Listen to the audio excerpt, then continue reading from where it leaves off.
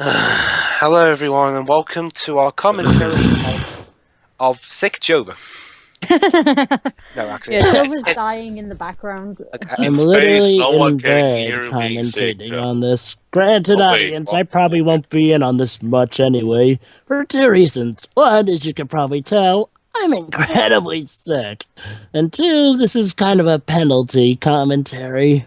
This is Star Trek the Motion Picture from 1979, directed by Robert Wise. On the bright side, Libs, with this out of the way, we can finally get to the better Star Trek movies. But we'll still have Nemesis left after that. I like Nemesis better than Insurrection anyway. Well, Anywho, I'm not going to be in most of this commentary, audience, because I'm pretty sick. So I'm just here as a backup recorder mainly. I may occasionally give my thoughts, but don't expect to hear me a lot. Alright, so, okay, audience, let me explain one important technical detail. We're watching the Blu-ray version of the movie, which means that, unlike the theatrical original version of the movie, which took 3 minutes of black screen just to get to the Paramount logo, here it only takes 90 seconds, so... Was there at least music in that darkness? Yes, there was. Mm-hmm. Well, it's... You see, Dwebs, again, to give you an idea, in the first few seconds of darkness in 2001, there's not music. There's ambient noise that creates a creepy atmosphere that puts you in the right mood for the kind of movie it is. In here, starting up with music is stupid. But I guess I'll go ahead. We'll don't worry. We'll have plenty of time to discuss that during the intro to the intro. Okay, so are you all at 0? Yes. Okay, Jova, would you please mute yourself on this, and you can join in at any point, okay? Will do.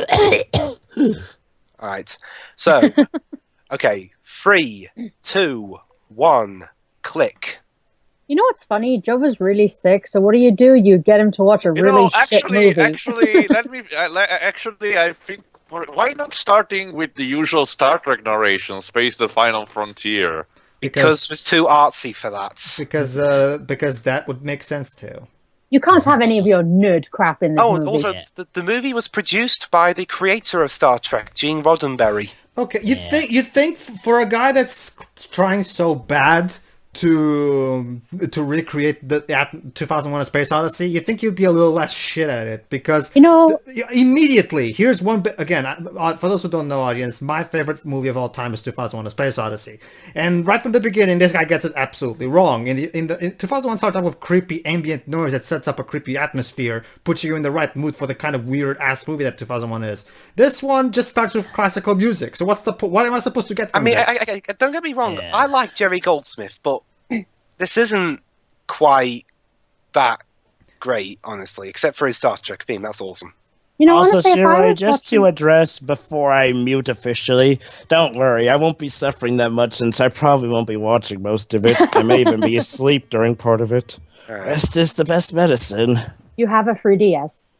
Yeah. That too. Okay, so, movie, are you going to start at any point? You know, honestly, if I was watching the theatrical release, I'd think something was wrong with the movie. No, is this actually part of the movie? Hello? Come on? What is this, like the room where the movie has to load? The same applies if I was at home. If I were to see this, I'd be going behind the TV and checking all the aerials. I can't believe I'm so happy to see a mountain. Jesus Christ. I don't know, some mountains can be pretty. Yeah. Okay, here's the best part of the movie, this track. Yeah.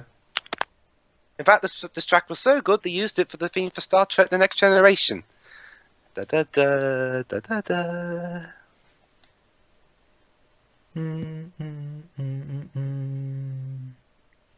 Starring William Shatner, Spock, Leonard Nimoy, DeForest Kelly,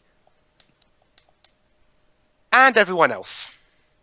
Poor George Takei, always gets cited.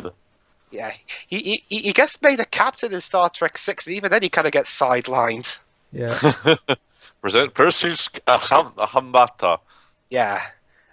She was a new actress at this time.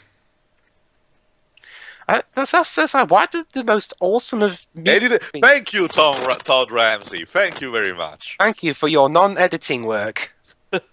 Is it always? Dweebs, I guess he had to clock out earlier or something. Come on, cut him some slack. I guess Dwibs' earlier playthroughs were inspired by this person.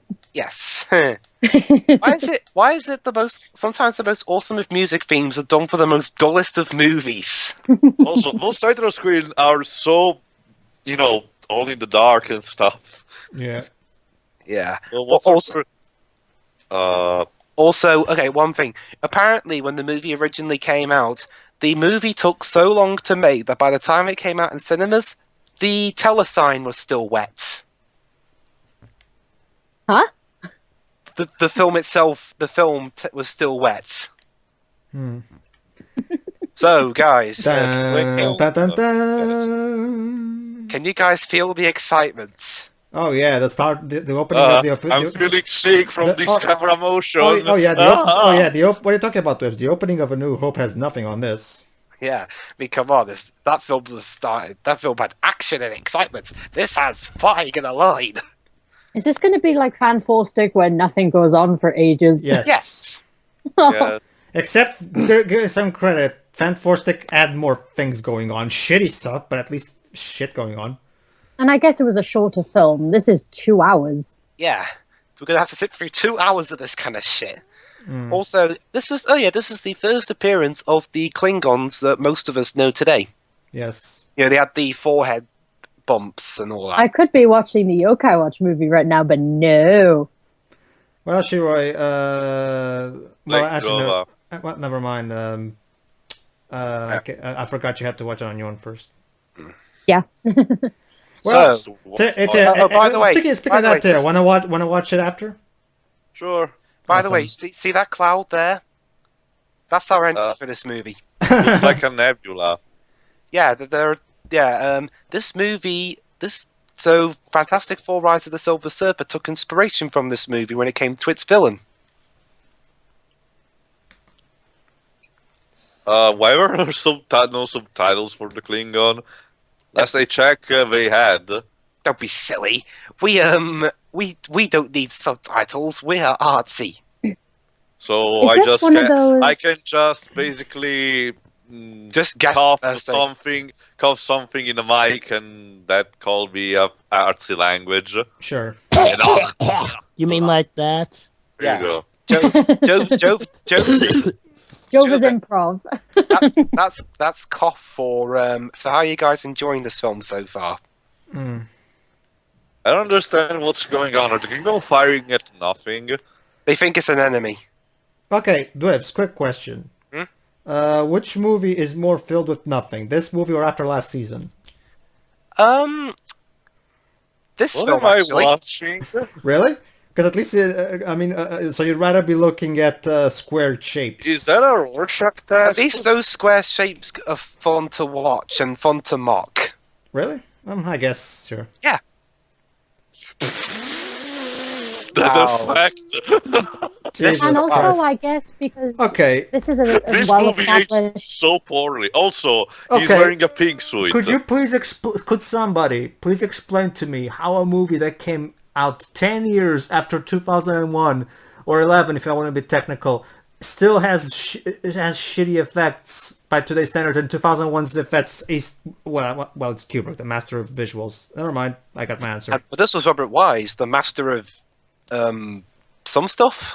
To put it into perspective, Robert Wise had actually made quite a few acclaimed classics, like Sound of West Side Music. Story, Sound of Music, but Dave the Earth The Stood original Still. Haunting. Yeah. How do you get to a low like this? Alright.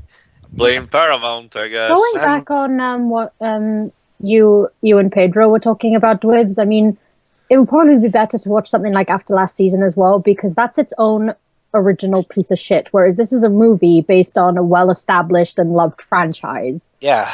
Like, what's more fun, watching an original piece of shit or sitting here watching something be completely ruined? Oh no, Shiro, I thought Star Trek 5 was hilariously bad.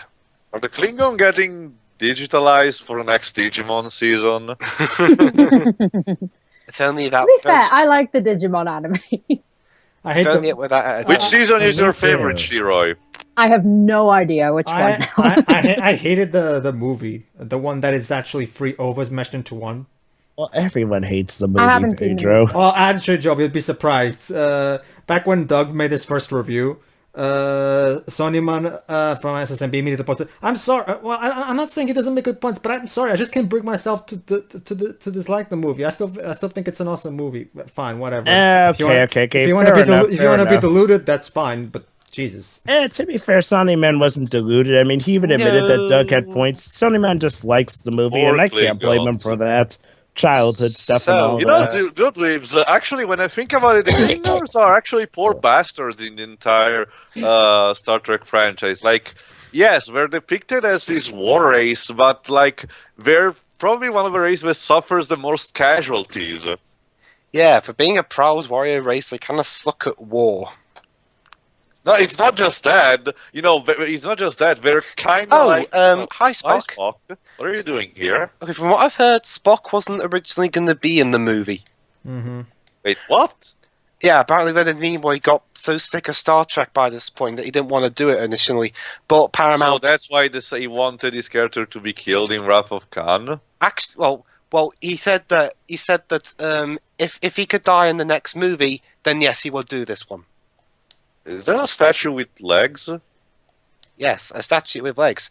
Which, yeah, and again, how ironic. It's like Leonard Nimoy. It's like they have to convince them of everything. I don't want to do it. I don't want to do it.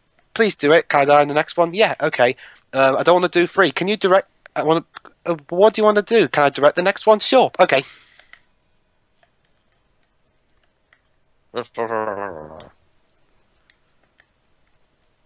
Basically, she's saying, you're still controlled by emotions.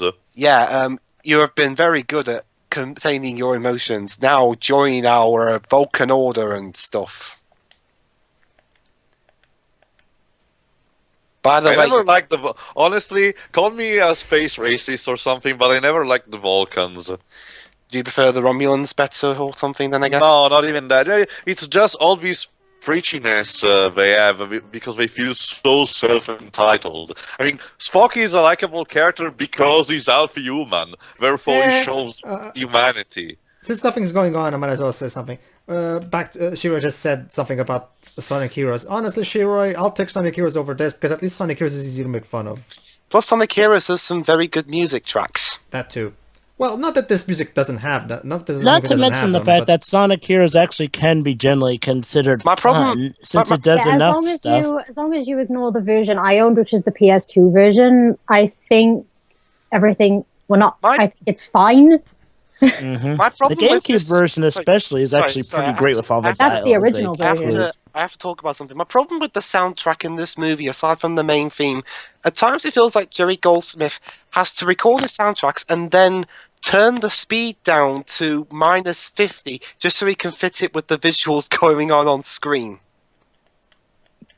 And believe me, there's a scene coming up that will also show... those rocks in the background. Yeah.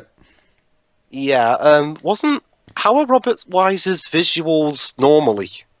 In Sound of Music, it was directed beautifully, so yeah. And in The Haunting, it was done with great theme and, scenes for terror. So, What the hell happened here? Blame Paramount, I think. Well, Gene Roddenberry, he was the producer, and he pretty much had final say on this. But that's weird. Gene Roddenberry is the creator of the fucking franchise. Yeah. Which explains why he got relegated to executive producer in the later movies. I'm guessing he was feeling I get the feeling that Gene Roddenberry was trying to do, his usual stuff with the old show, which I won't deny, the old show is great, but we have to admit, it is very dated in some things. I get the feeling that he was sort of trying to bring, There's Captain James Tiberius Arsehole. Sorry, Kirk. I get the feeling that this movie suffers from a case of TV movie-itis, and they're trying to make basically an extended episode into a movie. Chronologically speaking, how much after the original series the movie is supposed to be taking place? This is like 10 or so years after the movie. So after the hang on, the series. So it should be like at least 10 years after the movie. Also, yeah, audience, if you thought Kirk in Star Trek 2009 was a dick, you haven't seen this one. Yeah. Well, even in the original series, he's Kirk is notorious for being a fucking That's asshole. what he's. Honestly, He's I don't pretty really much a dick with a heart of gold trope. Yeah, I mean, he's not that bad. I like Kirk in the new movies. I actually thought you. I actually think the overall way he's written in the new movies is very good in a way that the hassleness and the kindness has just the right balance for me. Okay, so yeah, my issues with Kirk, they're pretty much shown immediately. He's not the captain of the Enterprise anymore. He's been promoted to Admiral, but he wants to be captain of the Enterprise on this mission because... Why not? Reasons. Well, because it's his old captain instincts. I mean... Because he wants to, even though at this point the Enterprise has been completely redesigned, and thus he doesn't really know how the hell it works. Screw that, I want to be the captain. What could possibly go wrong? If I must play devil's advocate, it actually is a common thing in real life for some people to actually crave to be in on the action. It's like to the point where sometimes it seems like, well, promotion to like, bigger rank just means, a fancy desk job. And to some people, it makes them feel like they can do less to help out. I don't know if that's exactly the case with Kirk here, but I guess this plot point I can actually see being legit. And hey, it's Kirk after all. Considering all the action he's been in, how much do you think he'd feel like it's a step down?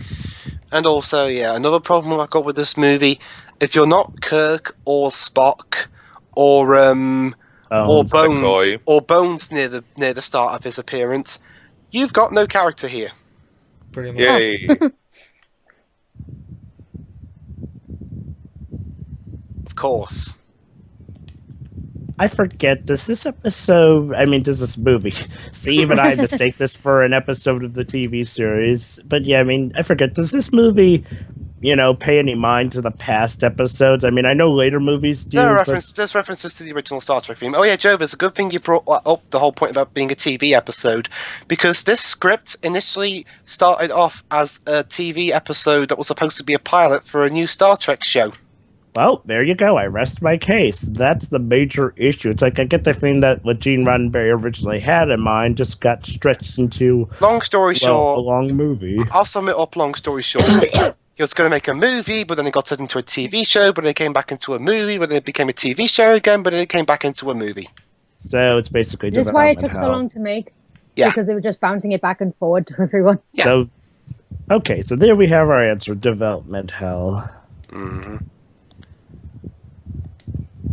I can't believe that I'm thinking of all this stuff while I'm lying, looking at my ceiling up asleep. But hey, well, Joe was pretty much getting the same experience.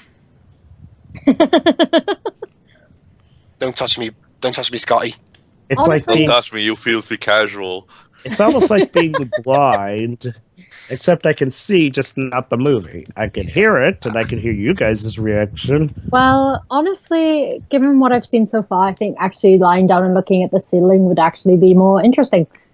So, yeah, well done, movie. You've made a pretty good achievement with a practical-looking Enterprise in the new look. Can we move on with the plot now?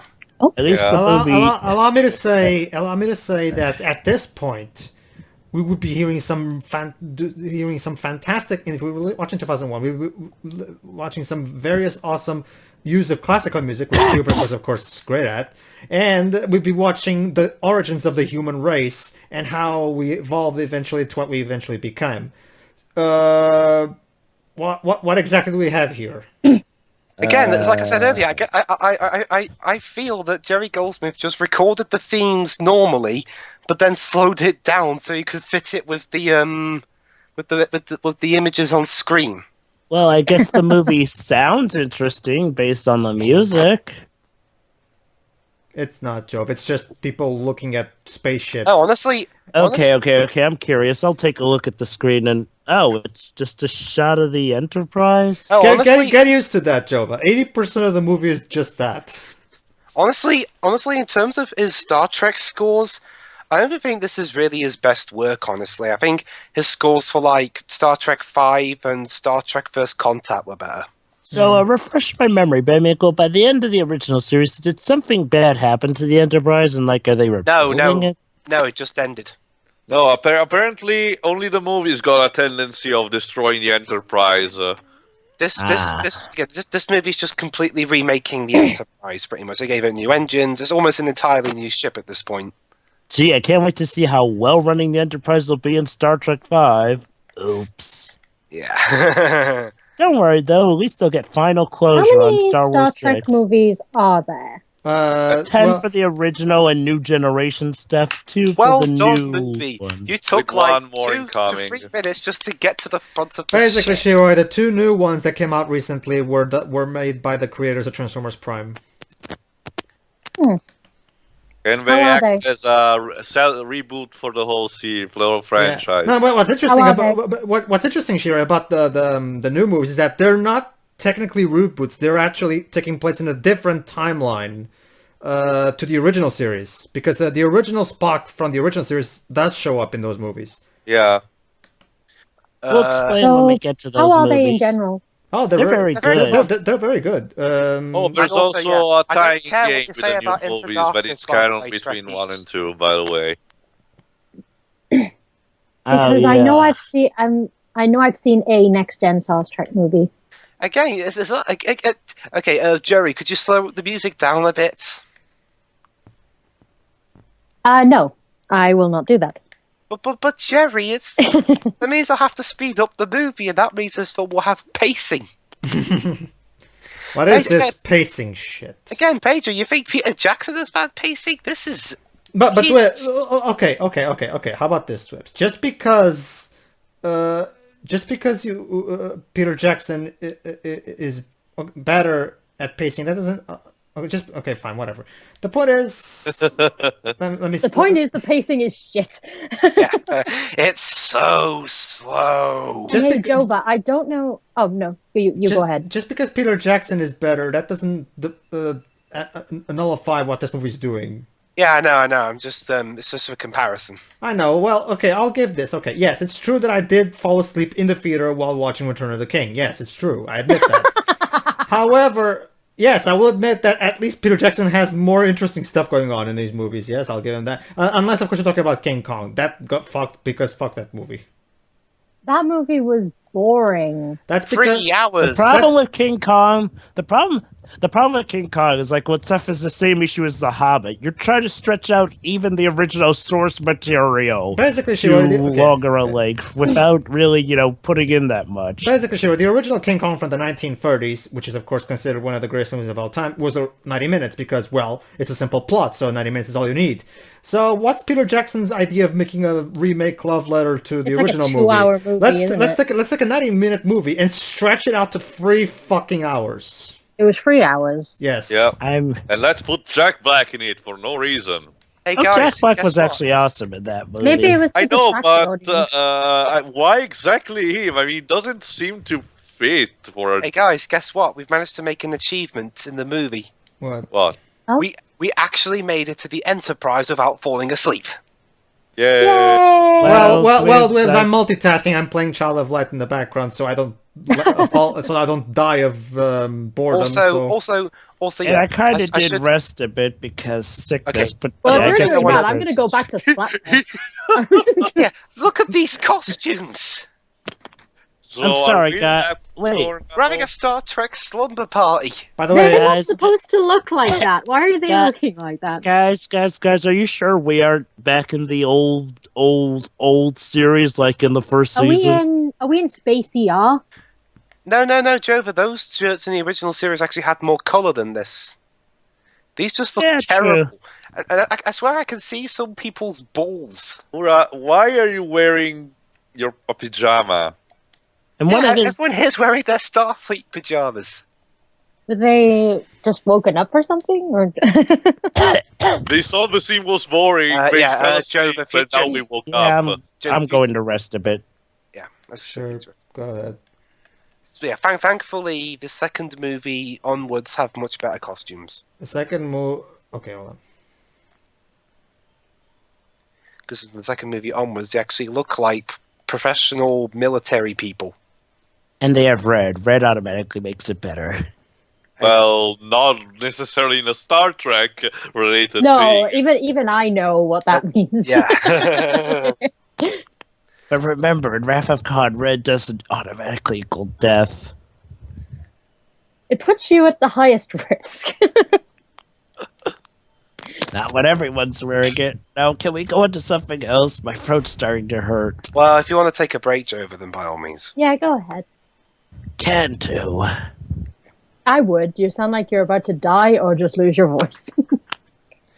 So, okay, audience, that's Stephen Collins, there at Zeka, and All no, the souls I've been and no, encountering audience, my we are not travels, going to be bringing His up... was the most black. Anyway, audience, no, we are not going to be bringing up Stephen Collins's recent misdemeanors. What, you mean that trial or something? Again, we're not going to get into it here. If you want to find out, just look online. You'll see something there. If you even know who the guy is. Jeez, I mean, I've never heard of him. I only heard about him for his leading role in the Seven Heaven TV series, and even that it was laughable. So yeah, sorry, all that work you spent remaking the Enterprise, Captain, too bad. Kirk's come on and he wants to take over. Because fuck you, I'm Kirk. yeah, because fuck you, I'm Kirk. And no one but me takes my Enterprise.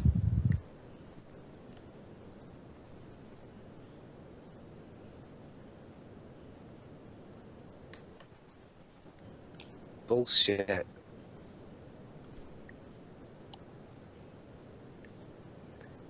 Yeah, good point, Decker.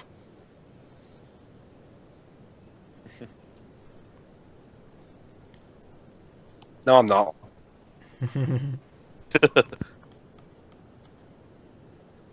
There you go.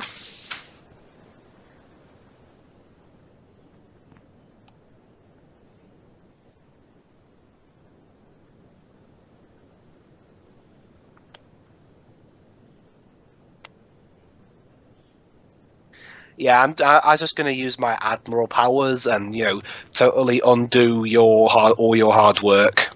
I'm so sorry. Not really. So yeah, Kirk Dickness attitude number 2 at this point. Well, making the Enterprise go out when it's not ready, and 2, removing a captain from command despite his hard work. And here, an upcoming is number 3. Oh my god.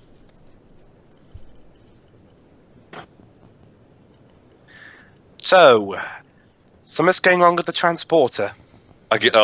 Big shocker! Never happened before in a Star Trek episode. Yeah, but here it's even more disturbing. Like, I'm actually baffled. Like, so many times the fucking transporter got jammed. Kirk, why are you messing around with technology you don't even know?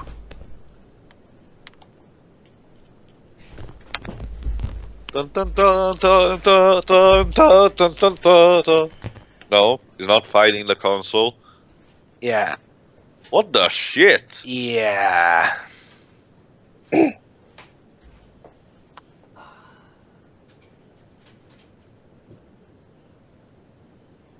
Oops. Hi. Oops, I killed them. Never I mind. think the film I saw was the 2009 film. Okay. So yeah, Kirk just inadvertently killed a bunch of people. Yay! And he's only been in command for like a minute. That's gotta be a record. Congratulations, you asshole. Yeah, sorry, sorry families, you know those people you wish the best of luck in Starfleet and for all their long battles they might endure? Too bad. They got killed by our incompetent admiral captain in a transporter accident. Da da da da da da da. Yeah. So, yeah, oh shit. My actions have caused deaths. Maybe I should give command back. Nah. I'm sure it'll be fine. Again, are you all going to sleep or something? No.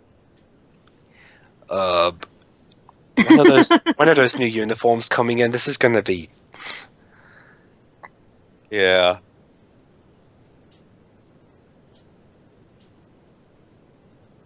Yeah. So you know that Vulcan Kirk was talking to earlier? Yeah. Mm-hmm. He was one of the people killed in that accident. Yeah. Sorry, I killed him. Shit. Hey, a Vulcan killed. I'm sure that's not some contrived reason to get a certain character back on board. What are you talking about, Jover? Of course not. Gee, and let me guess, the other character was probably a doctor. How come? Yeah. Gee, Why a is Vulcan everyone and standing? Gee, guys, a Vulcan and a doctor were lost. I wonder who's going to replace them.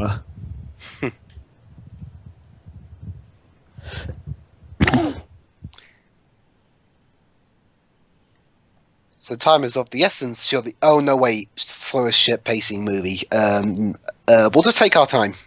You know what the worst things are? You know what the worst things about being sick? I can't do my personal favorite Shatner impression. Don't worry, Joe. You'll have plenty of time to do that in the other, movies, including Generations. Yeah. Oh, sure. You definitely got to be there for Wrath of Khan. That one is one of Shatner's best lines ever. Okay.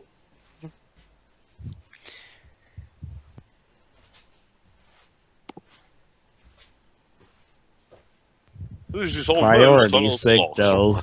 Priority signal. So, what are our priorities now, Mr. Dwibs? Sorry? Priority signal. So, what are our priorities now, Mr. Dwibs? Our priorities are to try and deal with this imminent threat as soon as possible.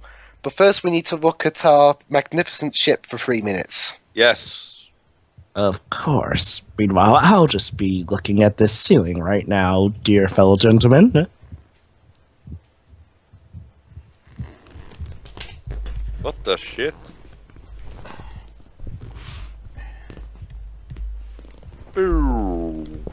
Oops. Star Trek.exe has stopped working.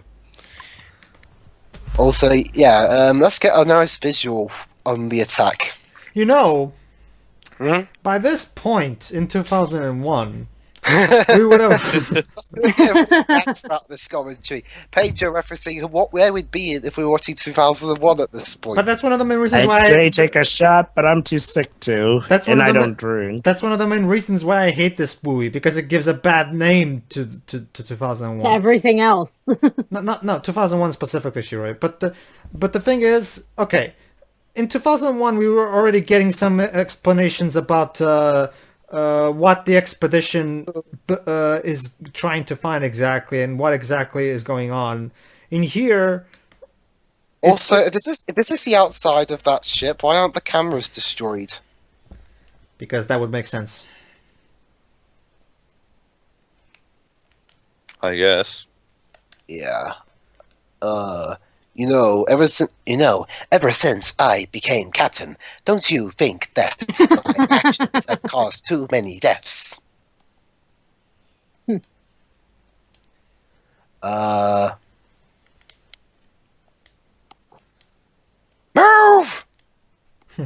Yeah. Please? Please, move. You're in a bit of a hurry here. You're my way, sir. I'm too nice. Yeah. Move. We've already seen the front of the ship. We had 3 minutes to look at it. Oh, thank you.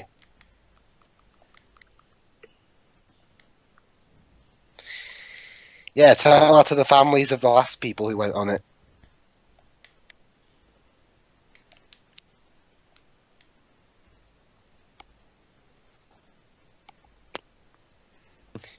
Yes. Oh. I'm in love. Power of boner. Getting strong now for a we've bold woman. Why is everyone getting excited by a bold woman? I mean, no disrespect against haircuts, but... Well, she's adult and her species is like that. I know, but... Whatever. I'll be right back. Sure. Yeah, which is why I demoted him. What? Do we really need to know that? Apparently. So, guys, if you have an open celibacy? Often what? You're not going to bang anyone ever. Why would I want something like that? Reasons. Raisins. Raisins. And I think coming up is Bones. Yay. Thankfully for him, the teleporter actually works. Whoa! God damn it, Gene! I didn't even have time to shave, for fuck's sake.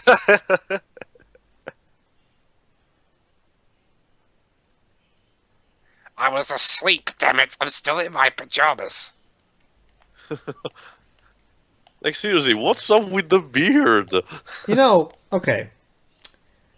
The reason 2001 worked, for me at least, is because it fully committed itself to, you know, defying conventions. Whereas this I one... love this. I love this line. Okay.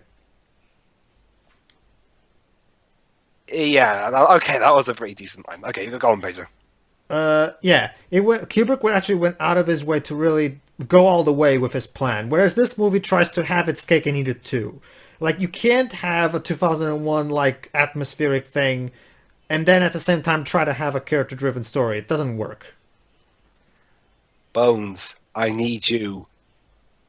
And also Bones, make sure no one's writing fanfics about us.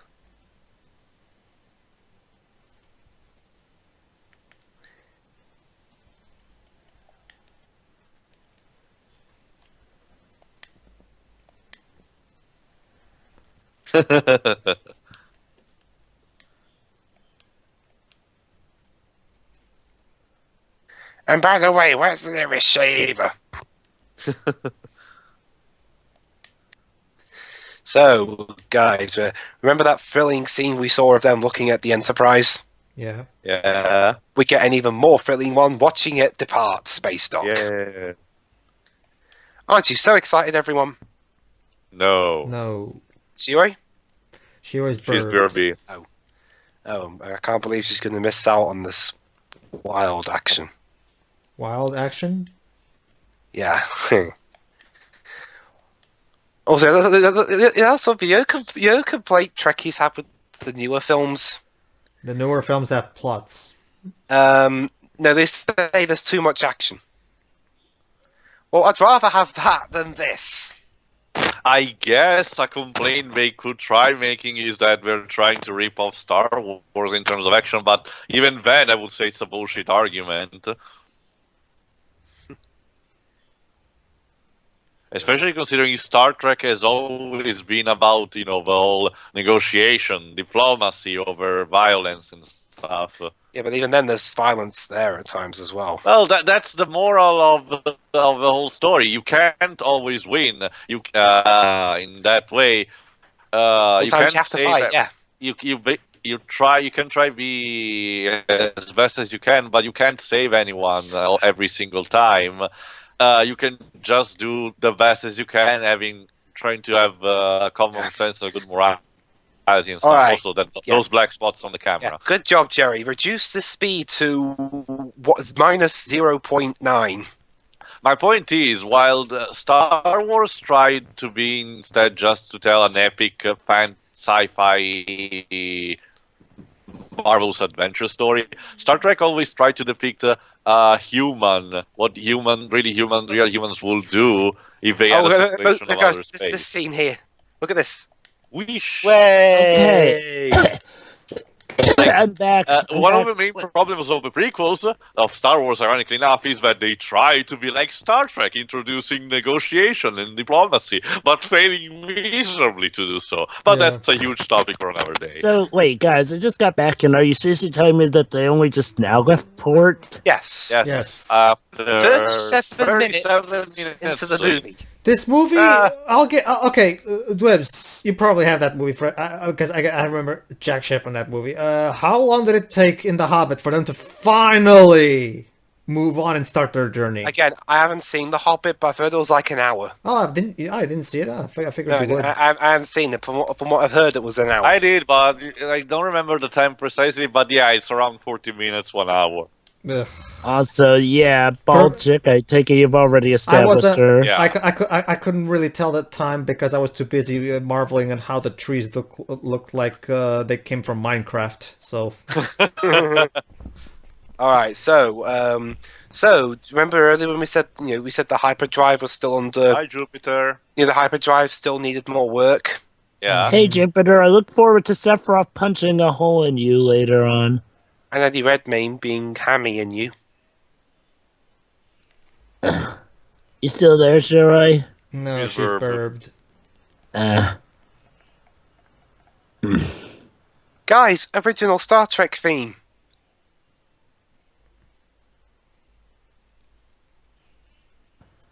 Wonder how much he hates calling him Captain. Well, he has perfectly good reason to be annoyed, Jova.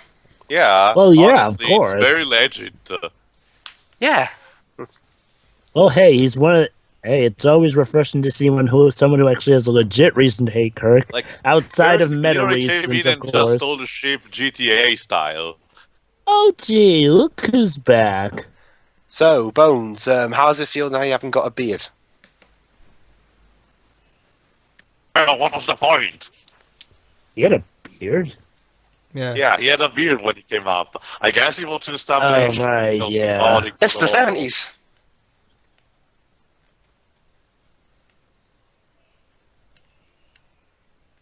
We need warp speed now, damn it! Jim, you need to understand how this fucking machine works. God damn it! Yeah, you've only been on the ship for like I really sympathize for poor Scotty here. yeah, I mean, again, Kirk knows jack shit about this ship, and yet... Not to mention the countless times in the original series where he had to force the engines with Scotty say, "You can't do that," and he was like, "Oh yes, I can." I'm the captain. So, yeah, guys, how long... Do you think this is going to go off without incident? Also, that hyperdrive looks shitty.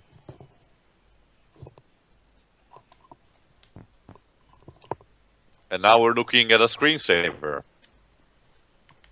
Yep, we're in a wormhole. Are we not? Are we in Donnie Darko now? Mm-hmm. Apparently.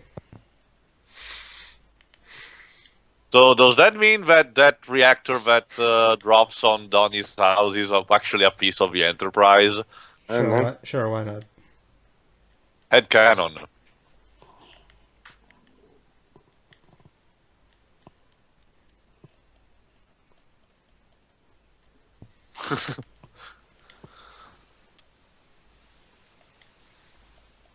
I don't even understand what the fuck is going on.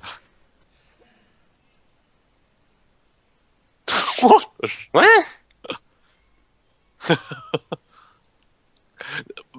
Are we now in a musical video where everyone talks distorted and there are And yeah, they're special about effects? they're about to hit an asteroid. Really? Asteroids!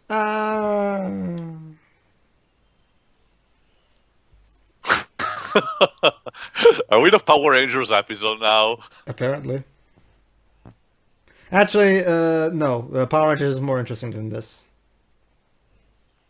Yeah, and they had more colors.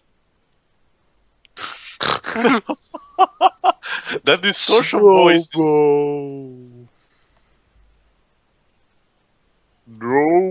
Huh. No. I guess my sickness is worse than I thought because I must be tripping. Oh, wait. Or is that actually I the wish I movie? was This is stripping. the movie. At least I would be. What the? Uh-oh. Well, back to bed. Fuck. Dude, this is so deep. Like. So yeah, I'm totally blazing. Kirk ordered them to fire phasers, but because the now former captain of the ship actually knows what he's doing, he's ordered to use photon torpedoes. And really, you can overrule the captain like that? Apparently. Technically, yeah. There have been several cases where they have been able to, much to Kirk's distress. Holy shit. This is Action 52. What the hell? This is so laughable, and yet it tries to take itself seriously. Come on.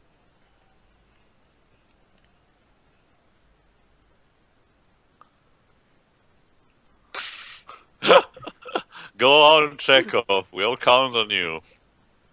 Whee! Yeah.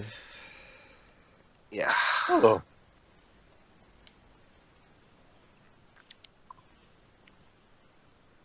So wait, all that wormhole was caused by just one asteroid? Apparently. Actually, them going to hyperdrive, pretty much, without testing the flow sensors properly, caused that to happen. Oh. And there's a scene coming up where Kirk argues with Decker that really makes Kirk look like an absolute whiner.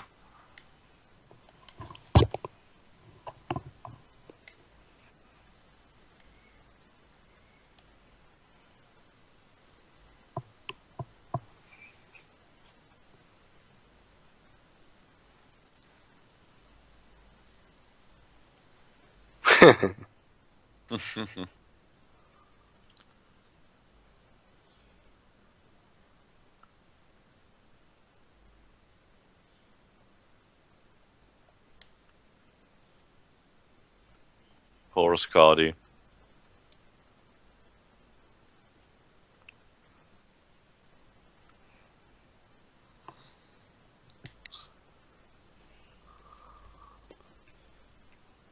Alright. Child of Light ready for new game plots for the playthrough. Oh yeah, now let's pay attention to this discussion he has with Decker. Okay. Level 5? Yes, he's gonna be angry because he's there. Yes, that's a good idea. Can we just play level 5 game instead? No. So this is what level 5 looks like. Yeah, here we go. No, actually, I'm gonna call...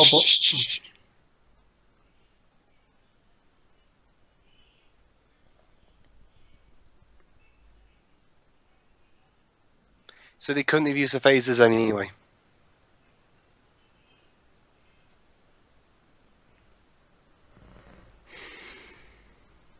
Yeah, now this bit from Kirk.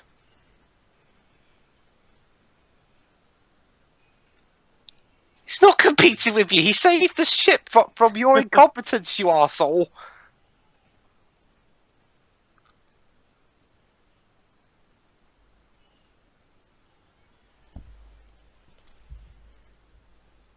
Yeah. Yeah. Am I supposed to be siding with Kirk here? No. Like... I'm not. I'm not even trying to. Maybe we're supposed to side with the new guy? No. How long has Shiroi been gone? I don't know. Considering the pacing of this movie makes it being like 3 hours, I guess. I'm not gonna give up my command, and that's final. Again, if I must play devil's advocate while I'm lying here in bed sick, I get the feeling that maybe this is supposed to humble Kirk, especially going off of him apparently having learned some stuff. But he was captain for years before this point. You think he'd be humble enough by this point? Especially considering he's now an admiral. Dude, going off of the TV series, he doesn't really have any reason to be humble, considering the amount of times that he's been right, but his superiors have been dead wrong in the series. I get the feeling that this is supposed to be the one thing that's meant to humble him, and I guess it might explain why he seems a bit more knowledgeable in movies 2, 3, and 4. 5, not so much for obvious reasons. 6, definitely, though. Yeah. Again, it's not enough to save this movie, but I see it as a virtue, unless they mix that up. See, even Bones is pointing it out. Now, if this were like Star Trek 5, then Kirk would definitely be in the right. Well, I mean, the movie will want you to think that. Of course. I mean, Shatner directed and co-wrote the story for that movie. Although I still wonder what the heck the cat lady was for. Just because he wanted to do a free-breasted cat thing before Total Recall. Hmm.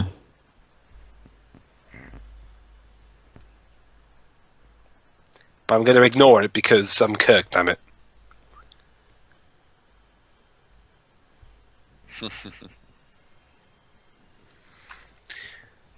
Ugh. So we're we're 48 minutes into this movie, and what's happened? They tried to use hyperdrive, I guess, but they went into a full weird stuff.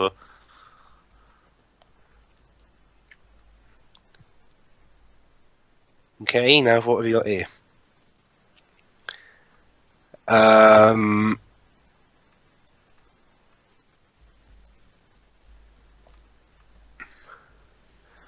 right.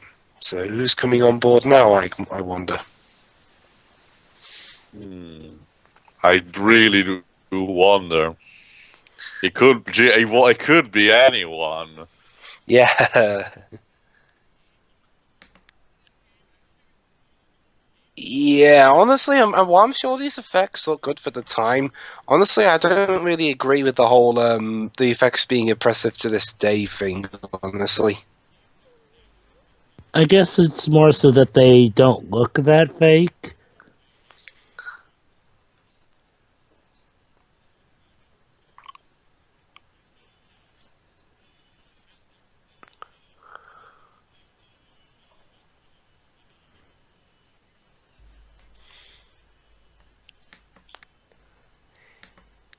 There we go. I think Chekhov was. I think Chekhov had a lot more to do in the newer movies. Yeah. Mm-hmm.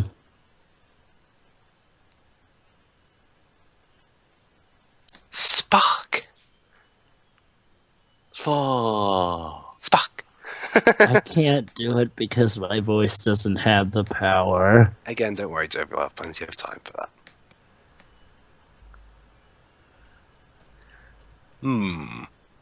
What is this thing? What does this button do?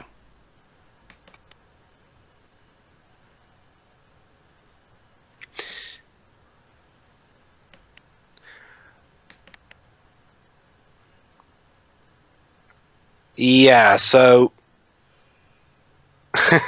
wow, he has to double the science officer, and even then he gets his position removed from a guy who hasn't been on on the Enterprise for very long. Oh my god. I guess to be fair with Spock, at least at this point, someone's going to take away his position as commander and have him be the janitor of the Enterprise.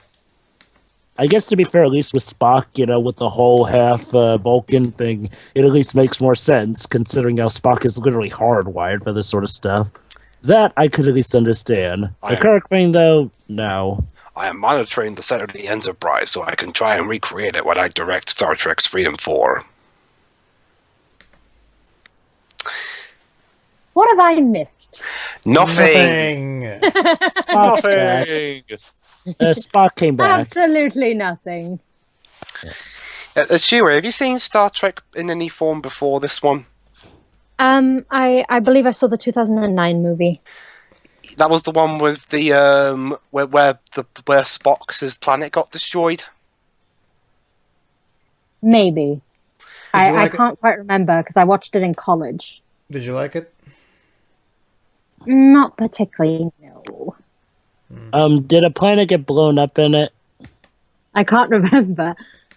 Well, what do you explicitly remember about it? I was in college back in 2000. Remember, Joe, this is how shit. Oh, never mind. This is how shit works. This is how shit works. Page. She just said 2005, so it can't be that movie. No. I said I was in college in 2009 to 2010. I don't remember. So it could be anything, really. Whoa. What were you going to say, Pedro? What the shit? Remember, Joe, but this is Shiroi. The way she usually works is movies that are good, she tends to dislike when she's young, but then she ends up liking them now, and it's the opposite, and vice versa, basically. Mm-hmm. Remember with George of the Jungle, where she hated it as a kid, and now she likes it? Yeah, I didn't like that. Probably because he didn't get the jokes. Well, I wouldn't at that time. Yeah. Interesting. And because, now Kirk looks like he's stepped up for a tennis competition. Yeah, maybe, cruise control stuff. Maybe I was just a precocious kid, but even as a kid, I got the jokes. Even I get the feeling that William Shatner was practicing his tennis by this point, but that's right. The filming problems. Oh, that's right. I forgot. Spock is in this movie.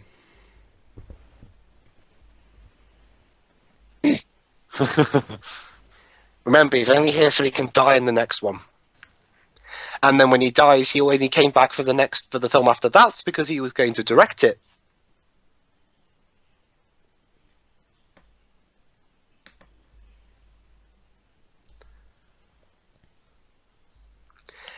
Basically, Shiori, that scene earlier where he was about to get a medal. Mm-hmm. Basically, that was to signify him purging him of all emotions, so he can be a proper Vulcan. Okay. Because the Vulcans are logical. Just to double check, we at 53, 45, Yes, 46. we are. Okay.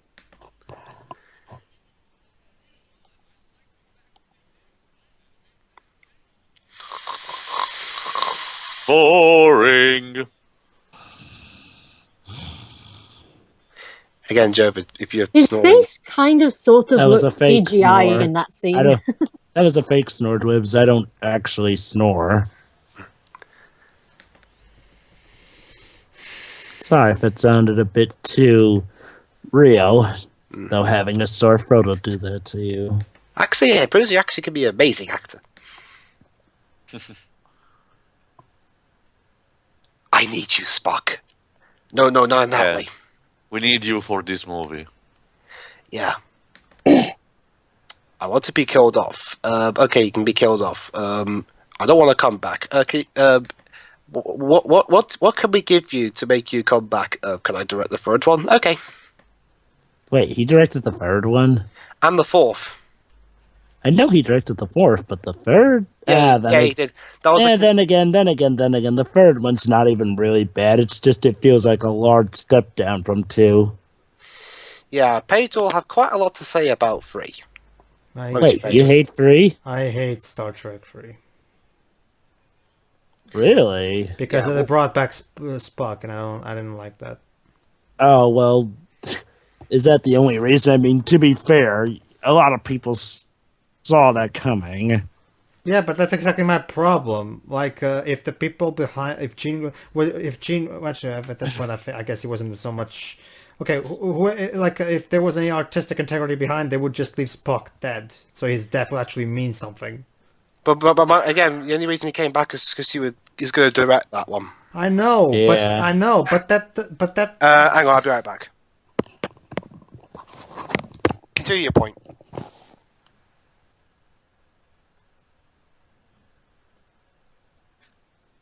Okay. What the fuck am I watching? I love how the computer screen has a giant flashing alert writing on it. Okay. The future, everyone. The Cloud? That'd be quite a twist if Cloud Strife turned out to be the main villain in this movie. Like, you know something's fucked up when in the future that we imagined we had something like Starship, but with hilariously antiquated computers, and in our actual future we're having actual good quality computers, but no signs of fucking starships.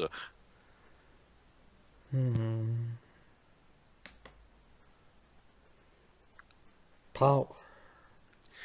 Unlimited power! Yes.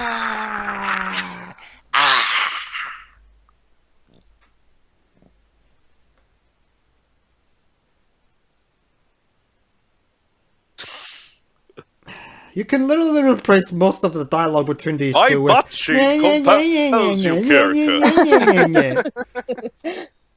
Why don't we do that then? Let's just mute this movie and say whatever the hell we want. Just make it a silent movie.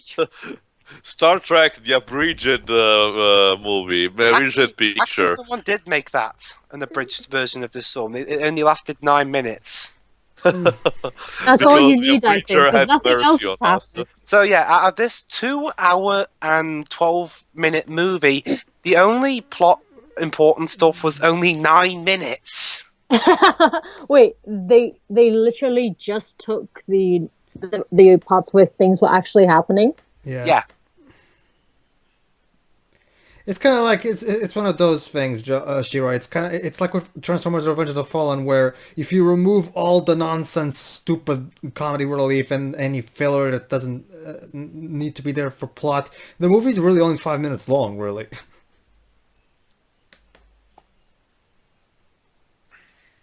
I mean, I think Little Kribo said it best in his Yu-Gi-Oh! Abridged directed by Michael Bay parody.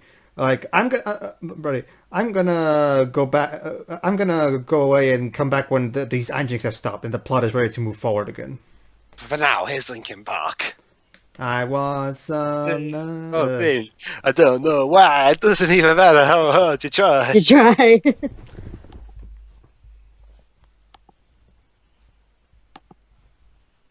Time to impact. 1 hour, sir. Okay.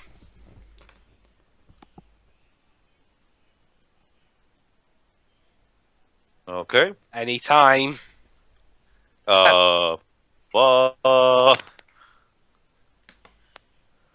Apparently we're stuck in Windows Media Player. Ah! Jesus Christ, Chekhov. It's just a burning, come on, guy. Wow. Chekhov got really dealt a bad deal in a couple of these movies, didn't he? Oh, by the way, Dwibs, again, since there's... Oh, well... Don't worry, Dwibs. Don't worry, Dwibs. Chekhov's gun. Remember that TV trope. He gets better. Does it? Does it really? Oh, by the way, the actor playing Well, I'm Scotty... saying Chekhov gets better in future movies, hence the trope Chekhov's gun. You know the actor playing Scotty?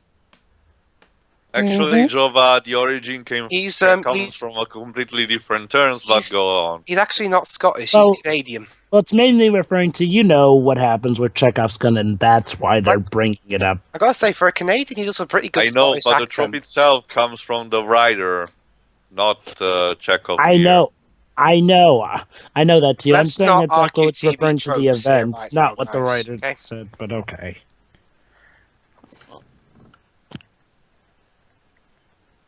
Any hour now.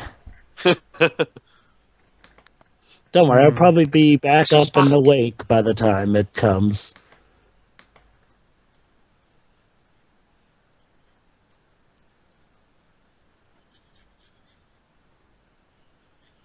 Spock.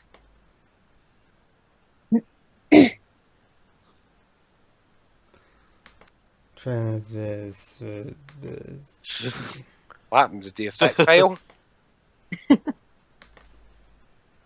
Oh, by the way, Dwibs. Here's an interesting thing. Don't worry, I'm not gonna spoil anything before you say anything. Here's an interesting thing. Ben Affleck as Batman. I've saw that new trilogy you're not watching. But Ben Affleck is also doing that Batman voice that Christian Bale was doing. Seriously? Yes. So we've learned nothing from the Nolan films. No. What a shocker! What a shocker! DC not learning from its mistakes.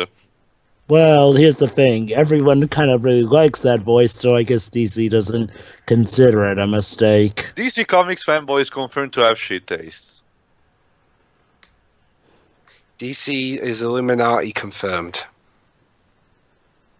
Actually, Dwibs, the Virgin Christian made a video about how the Batman vs Superman film is Illuminati propaganda, so...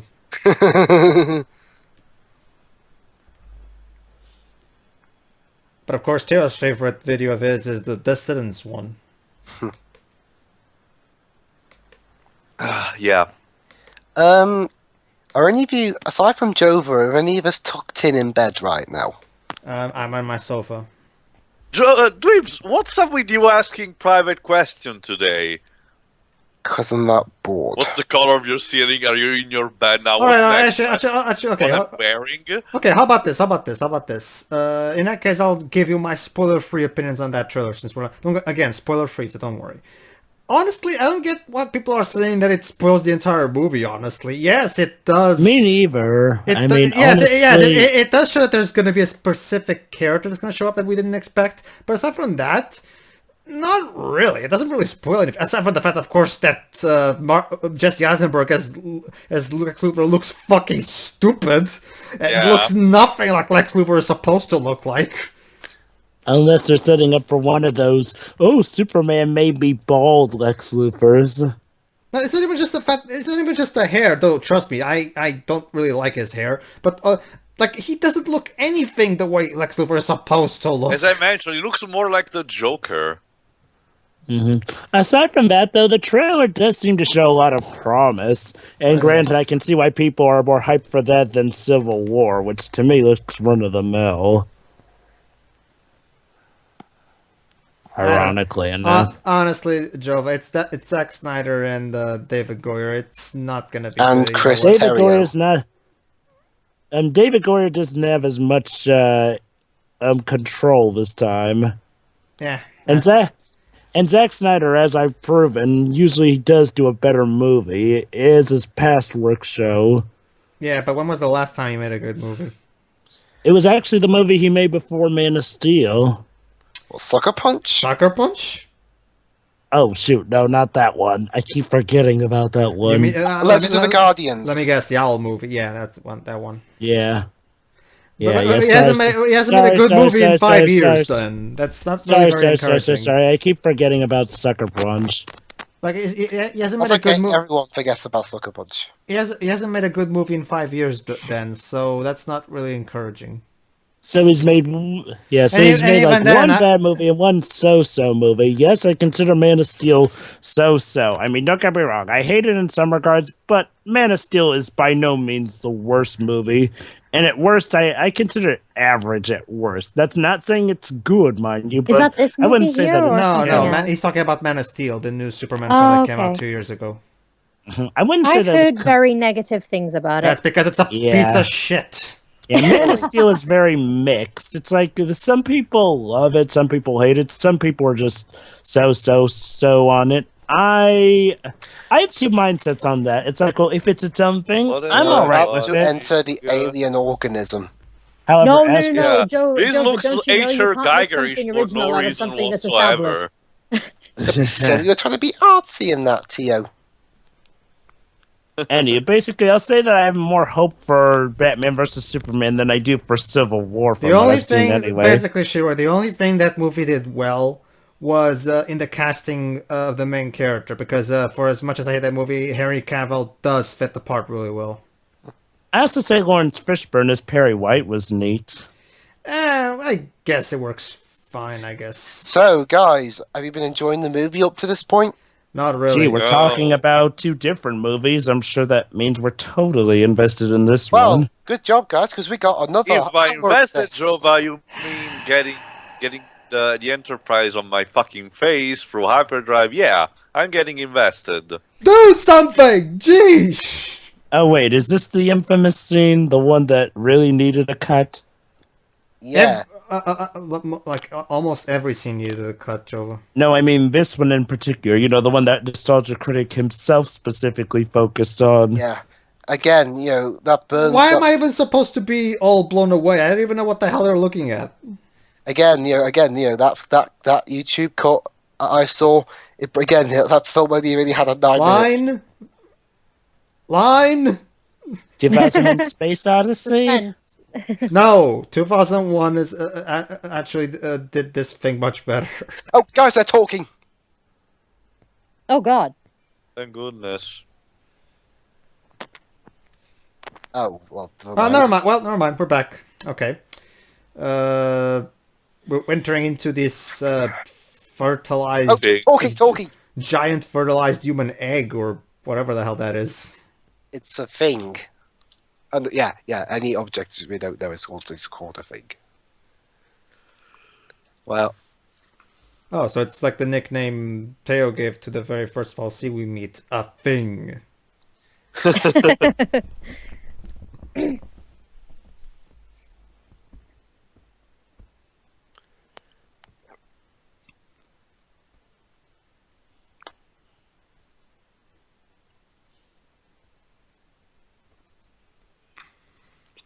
Doesn't mean we're gonna have to sit through more of the stuff, are we? Yes, it does. You jinxed it, Libs. Oh, for fuck's sake. Well, time to go into my ever-wonderful capsule. That is a good night's rest. Alright. Oh, lucky. Do something! Yeah, this has been incredibly boring. Hello? Movie? Robert? Direct your actors, tell them to talk or something. You're supposed to be an experienced veteran at this point. You know, this is the sad thing, you know. For as much crap as 2001 gets for the shots where you just see the ship flying and stuff, 2001 doesn't waste as much time with that nearly as much as this movie does. I mean, like, seriously. And not to mention, even when it is doing that, it has much better music to accompany it. This music's just boring. Yeah. Like, for example, just to give you an idea... This is Jerry Goldsmith we're talking about. But just to give you an idea, Dwebs, I have the playlist right here, so hold on, give me a moment. Right. There's nothing going on, might as well, I guess. Literally nothing going on. Okay. Oh, actually, never mind. I still don't have it on this computer. Huh? Right, fine. That's one good thing I have for doing while this movie's going on. Are we watching like that Poseidon Palace Excuse me. from Kid Icarus Uprising? Yeah, I'll be right back. Go ahead. That's a good thing for me to do while this is going on. I'm gonna re-download the soundtrack for 2001: Space Odyssey. I still don't have it on this laptop. Does that include also the chanting for the monolith? Yes. Yes, it does. Oh my god. Like, yeah, even Ura looks like she's about to drop to sleep.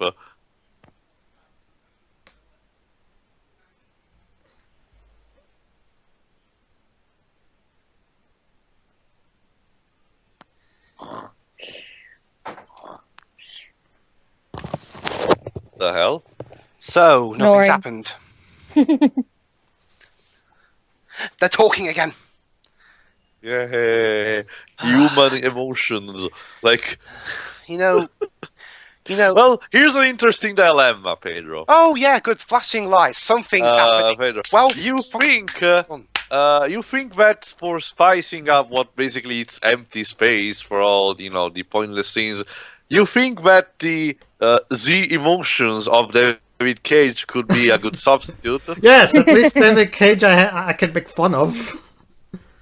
Yeah, this does so little. Okay. Just to give you an idea, Dwibs. Right now we're just watching this boring shit.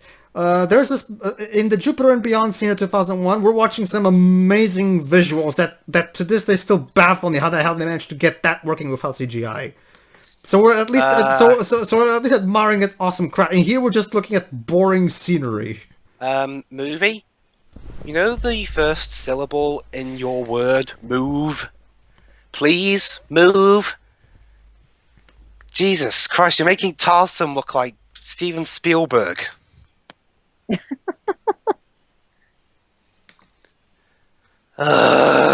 This is still going on. Okay, audience, I'm sorry if my whining sounds annoying, but come on.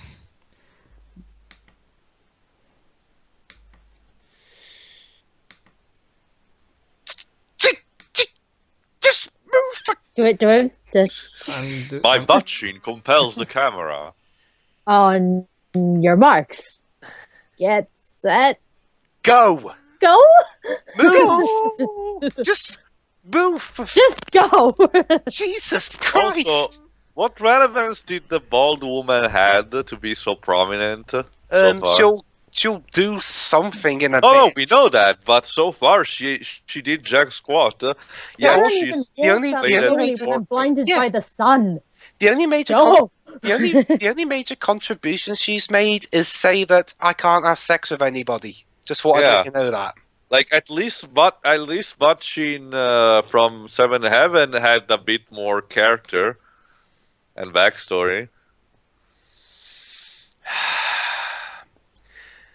Movie, hello, can you hear me? Go on, move.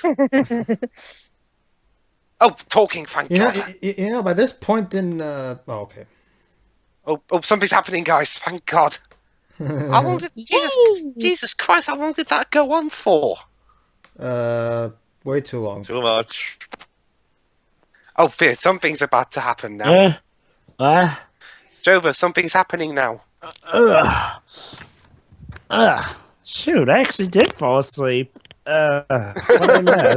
Trust me, Joe, but you were having the most fun of all of us. Absolutely nothing. Yeah. I had a weird dream. Let me guess, you're having this weird dream where somebody was trying to rip off 2001: A Space Odyssey and doing it badly. Nope. Actually, I had a dream that Warner Brothers was buying Disney and that apparently they made the greatest superhero movie franchise ever. Oh God. Guys, aren't you gonna... Yeah, don't interfere with it. Yeah. Ah, shoot, I must have missed the infamous scene. Jovi, you missed nothing. True. Literally, you missed the void. No. Excuse me. It's not a word. The void is too good for this. So you're saying that me being sick actually saved me a fate worse that you guys had to suffer? Yes. This is like the time when me being in a musical saved me the fate of having to commentate on After the last season. Hang on. I thought you said don't interfere. Who's interfering with what now? Becca, he said not to interfere earlier. Now look what he's doing.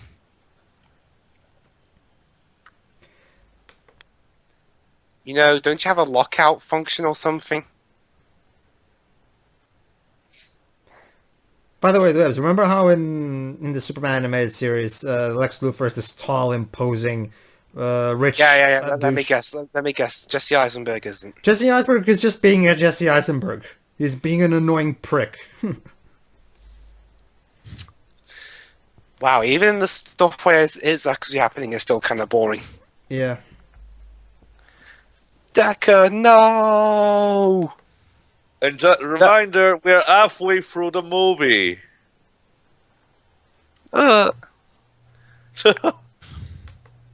And nothing of value has happened.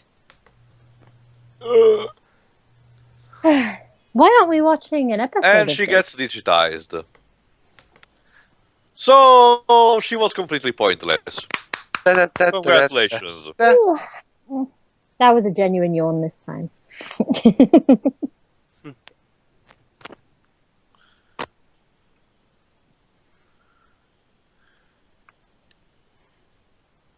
Will anything of value happen for the next few minutes?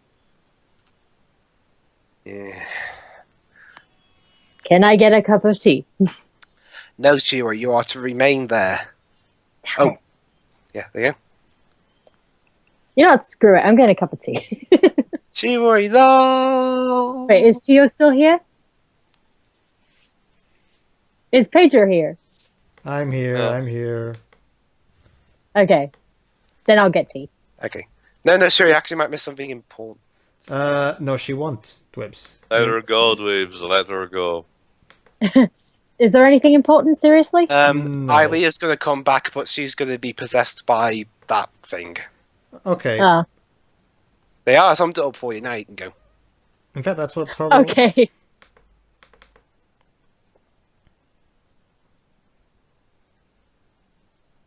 Yes, Ooh. disengage. Wow, now the movie has literally ground to a halt.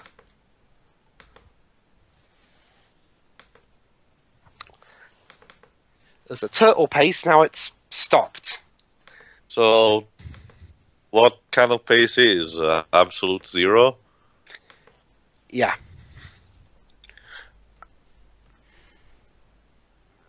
We're going into a star.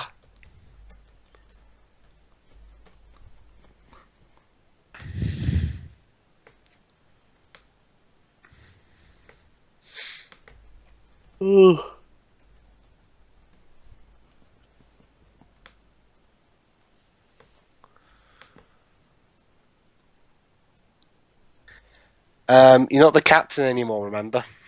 Yeah. Oh wait, well he was demoted to first officer. First officers can give some orders. Plus, like he and what Riker will say in the episode of Star Trek Next Generation, it's the job of the first officer to point out captain's decisions that may be mistakes. Not that the captain really listens, but he's there anyway.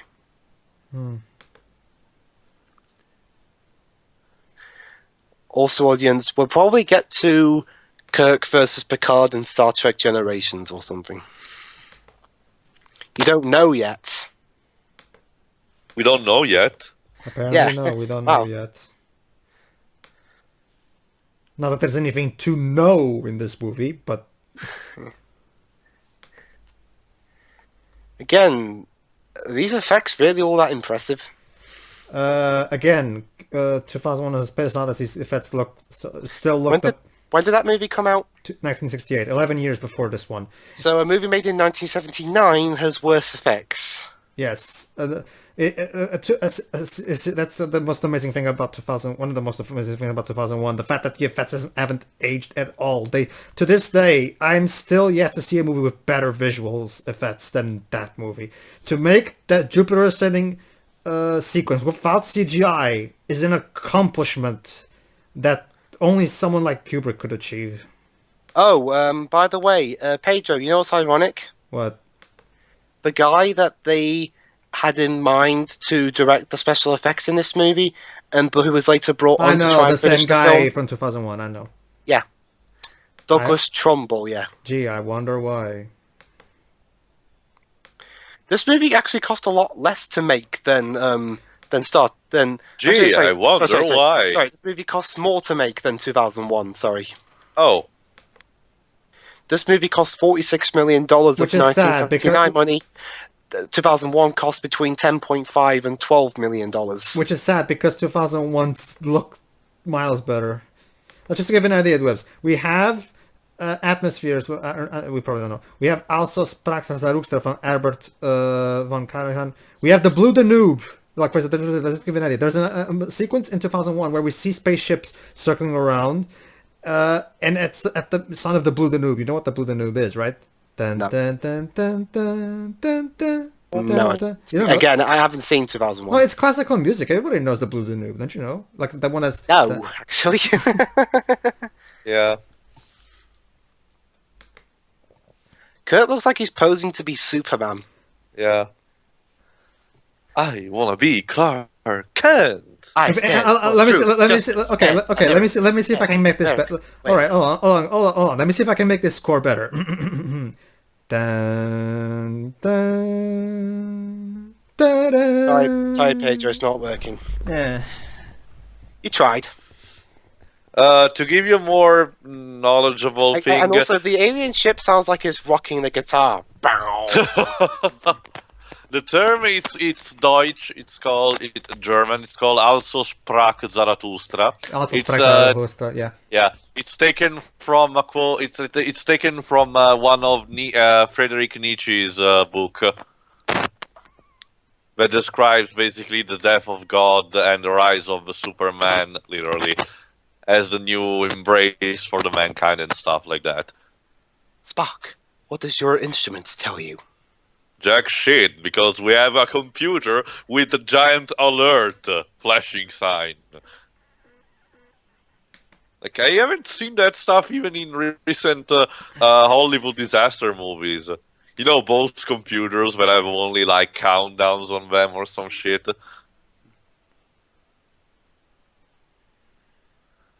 Holy shit. Spock. Yay, I get to be in command.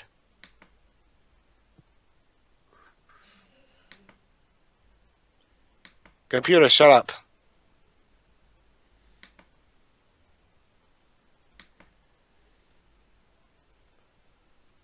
Ooh, hello.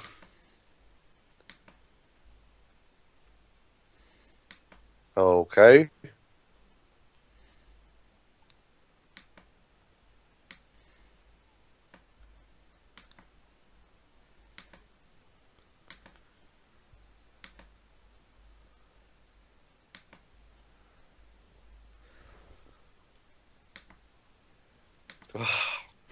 This movie is sucking everything. By the way, Dwebs, another piece of trivia. Remember that song from Eyes Wide Shut when Tom is feels like he's being chased, and you hear that music, dun, Yeah, that dun. one. Yeah. That music is from one of the most probably the most famous Hungarian composer, György Ligeti, and Kubrick also used a few of his tracks in 2001. Basically, Kubrick was a big fan. Right. Kubrick was a big fan of him. Also, you remember the parachute scene in Godzilla 2014? Yeah. Yeah. You know that there's this eerie sound we go. Yeah. That's also taken from 2001. Yes, because that's usually when it comes to using classical music. 2001 is seen as the standard.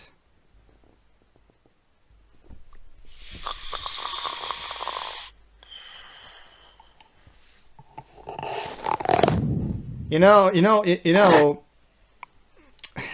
be more fun to watch to watch a bunch of monkeys screaming around the monolith. Yeah. You know what I'm doing right now? Yes. What? I'm copying Jova. I'm watching the ceiling. And I'm imagining my light bulbs as Kirk and Ilea and everyone else. Okay, only 40 more minutes. Only 40 more minutes.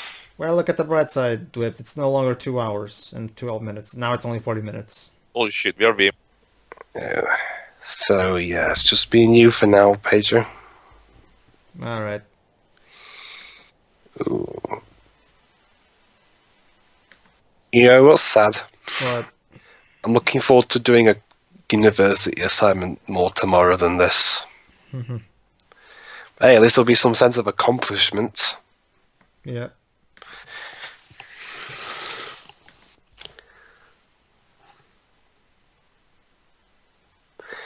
Wow. So, does that oath of celibacy still count? I guess, yes. Fucking garbage piece of shit. Sorry. Yeah. Hey, don't worry, Tia. That perfectly describes the movie. No, but I mean it's 11 p.m. here, and I still get phone calls from telephone companies promoting their stuff. It's 11 fucking p.m. here. No, you should do what I do. You should do what I usually do. You should do what I usually do too. Like for the one time. Well, there's nothing. Well, this is boring, so I might as well tell it.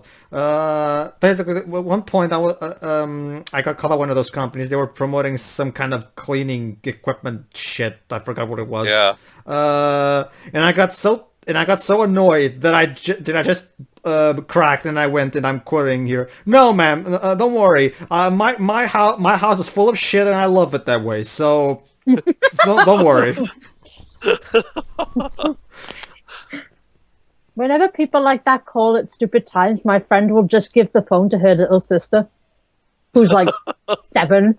Yeah, but what if the sister ends up accidentally buying the thing? No, she usually just talks about random children's show crap and the people just hang up eventually. Hello, you've won $1 million. Fluttershy loves you. You've won $1 million.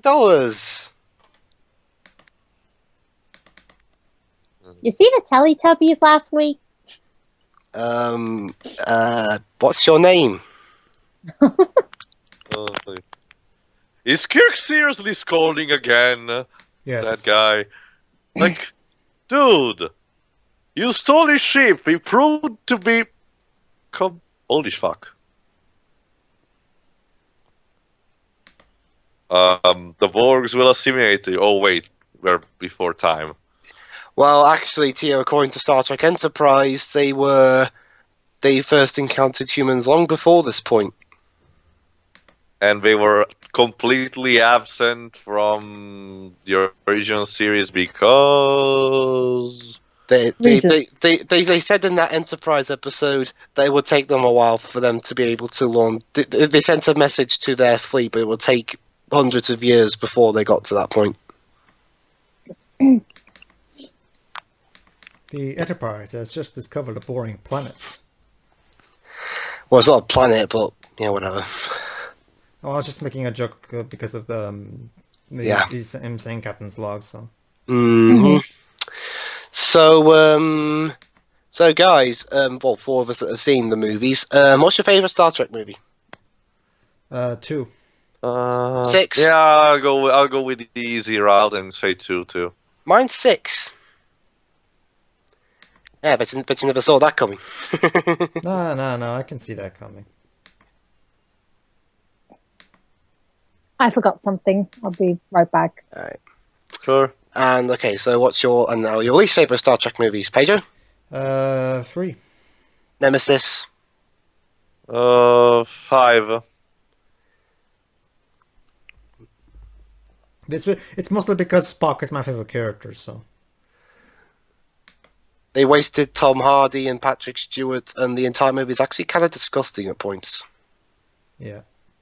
Also, it's a giant fanfic come to life, and also, I'm glad John Logan wrote better movies after that. Tio, what makes you dislike Star Trek V the most? Pretty much anything in it. Yeah, I mean, I can understand why you hate Star Trek V. I mean, I don't think it's a good movie at all. I just think it's entertainingly bad. I mean, I got at least a few laughs from Star Trek 3, and I pretty much didn't care about Nemesis because I sadly the Next Generation did not had such a huge impact on me. But remember, I'm the fucking bastard that grew up with Voyager and Enterprise, for fuck's sake. Like, what's up with me discovering franchise on the wrong terms? Well, I usually discover new franchises either when it just starts to get bad or when it's ended. Well, hey, Shiro, by the time didn't you say, by 2009, the new movie, the reboot was only just coming out, and Star Trek on TV ended in 2005. I mean, I guess I should be glad that I didn't grew up with Deep Space Nine too, because from what people told me, it's even more garbage. I'm curious. Actually, Deep Space Nine is actually a fan favorite. So, Dwebs, I'm curious. What? Yeah, Pedro? I'm curious. What would you rather watch, this movie or Moonrise Kingdom?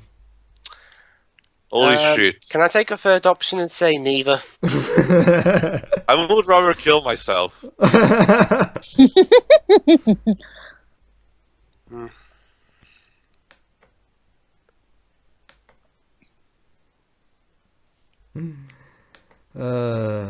Excuse me. Are you doing something today? I guess not.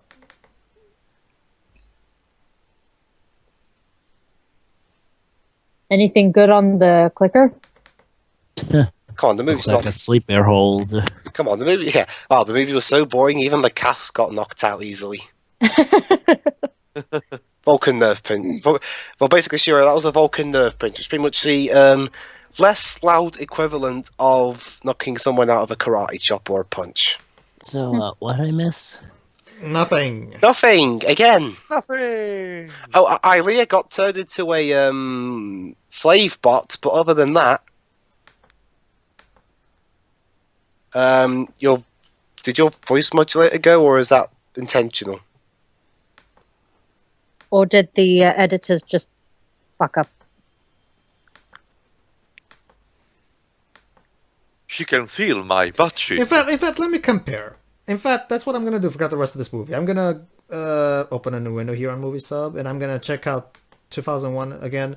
I'm gonna count how long it takes for the that initial black screen, comparing it to this movie, and the flying scenes, the atmospheric scenes. 100 seconds. You have to compare it to Pedro. Oh, I'm sorry. What?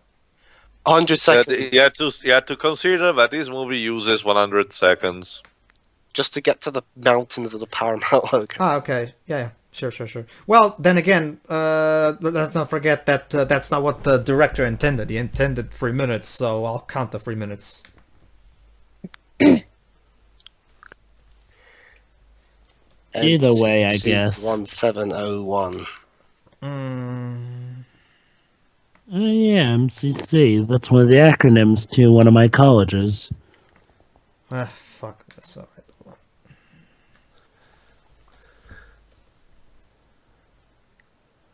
Yeah, that's right. There are aliens. Contact the aliens. Aliens. Giorgio Nothing in Atsukalos this will be movie so has proud. made me think what's going on here.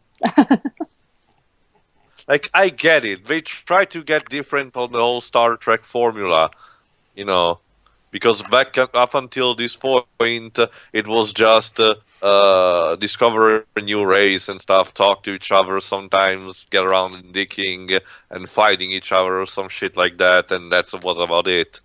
Now it's just exploring the deepest spheres of cosmos, something you cannot understand, a threat so big and so menacing and yet so incomprehensible and stuff like that. But Jesus Christ, learn to pace! Yeah, again, this goes back to my feeling that this is just an overextended TV episode concept. Well, it is. Again, Jova, it is. Oh yeah, that's right. That feeling when my theory is actually dead right on the mark. This is meant to be the pilot episode of a new Star Trek show called Star Trek Phase 2. That was actually supposed to headline a new Paramount TV channel. I get the feeling that as a TV episode movie pilot, it would have been a lot better paced. Yeah. Also, funnily enough, Paramount did get their own TV channel, and they used that to premiere Star Trek Voyager. Gee, thanks a lot, Paramount, after shooting this movie in the legs. Armed. I am going to move the plot forward. Wish me luck. Good luck with that. Yeah, thank you. All right, I'm watching and counting it right. I'm counting it right now. Fire. Wee.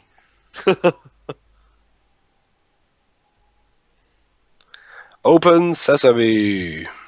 Meat. 4. What the shit? He looks so silly. Basically, this is a big rip-off of the Jupiter and Beyond scene. Oh, God.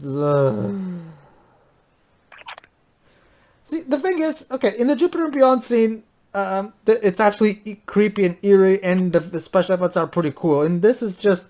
What the fuck am I even looking? Goofy. This is Very just goofy. This is just goofy. It's Looney Tunes levels of goofy. And it's a fucking Paramount movie, Okay. not even Warner Bros. Dibs, guess what?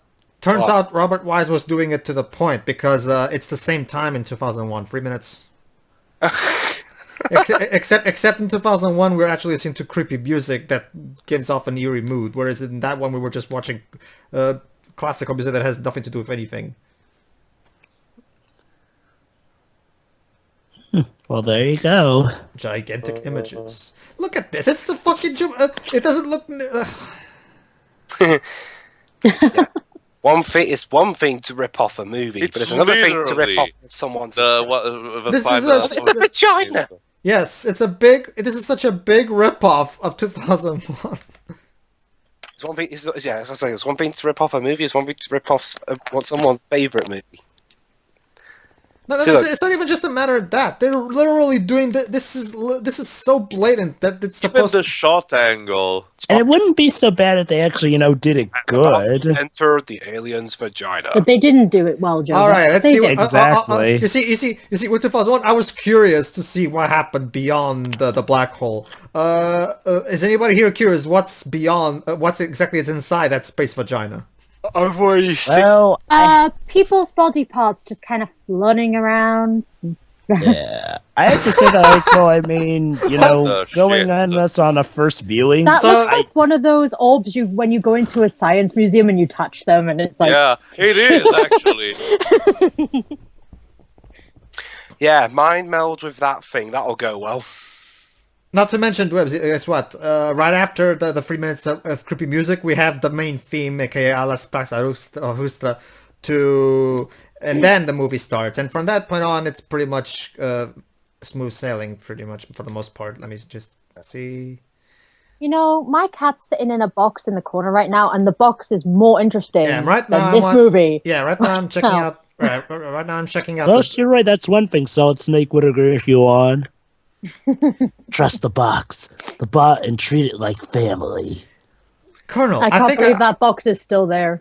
I'll show you. After this movie, I have to show you a video of Metal Gear Solid 5's cardboard box shenanigans because it's hilarious. Colonel, don't you? But one particular that I love is the one in Metal Gear Solid 2. Colonel, I just saw someone running around with a cardboard box. Do you think it's from Dead Cell? No, the Dead Cell are a bunch of weirdos, but I don't go around with cardboard boxes. And then basically Shiroi, Raiden is talking to Solid Snake, except he doesn't know it's Solid Snake yet. And then he says, "I just saw someone walking with a cardboard box. How much of a freaking idiot do you have to be to walk around in a cardboard box?" And Snake's like, "Oh yeah, Paige. Speaking of that, I watched a compilation video of the Colonel's weird things that he does in MGS2. I love this one. Communicating Entertainment Program, idea by 2.5, episode 1. Basically, the Colonel goes crazy and he starts writing his own personal fan fiction right there and there. I'll read it. I'll read it, actually. Here in the city. Wait, hold on, guys. I think we're actually about to hear something important from Spock. Oh, glorious. All right, hold off on that. You know what? We might as well wait. Yeah. Hold off on that, Whips. I'll wait till the next time there's a long... We can't be too dismissive. Yeah. I'll wait till the next time there's a long thing you see. Sure. So not to wait too long then. So yeah, Spock tried to mind meld with that thing earlier, and he's learned some secrets. Oh, for a moment there, I thought you were going to say he's learned nothing. Well, he's learned some stuff. I'll be fair on that front. All right, I'm quickly. It's a shame it took us this long.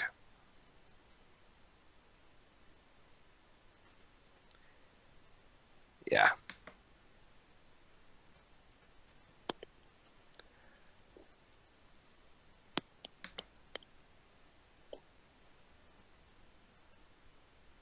Should have what?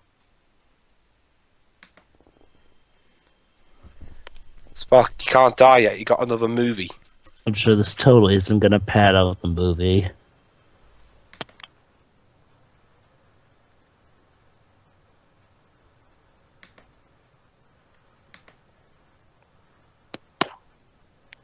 Spock, all you're going to do there is fuel the shippers.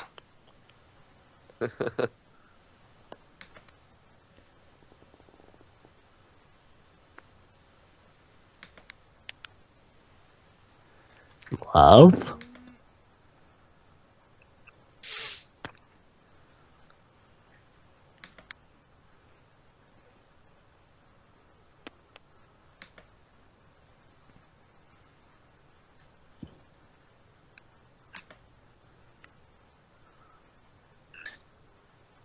How long is this movie going to go on? I don't know. That's a question. 30 minutes, I guess. Yeah, okay, I just checked it. Basically... Hi, Leia. Hold on, I'll check a bit more. She's not Drova, sadly. I know, but the hairdo. I guess.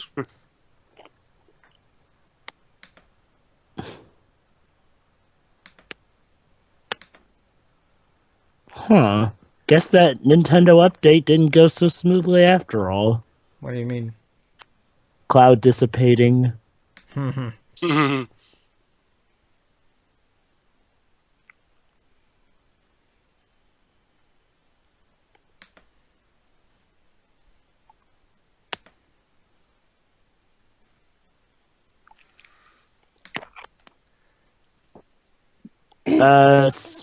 Kirk, you of all people should remember that since there was an episode specifically where a machine took you as its maker. Yeah, I remember that. He's got reasonable complaints again, Kirk. You're being a dick again. What a shocker. Oh. Wow, we're actually going to Earth.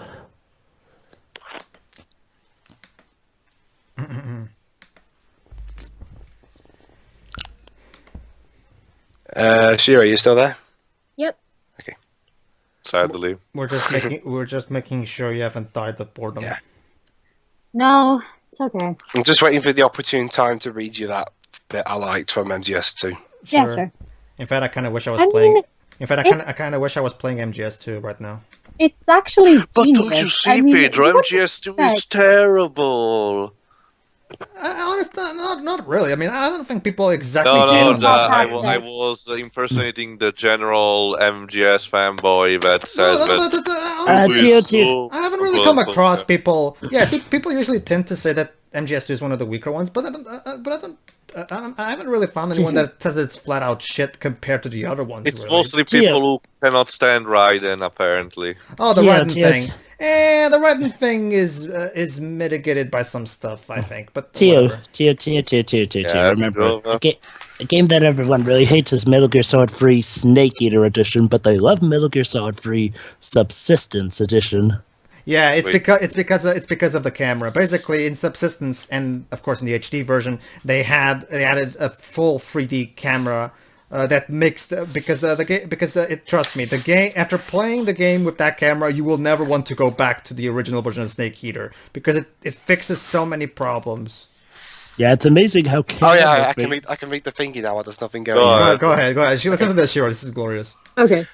Communicator Entertainment Program, I Just Spy 2.5, Episode 1, New York.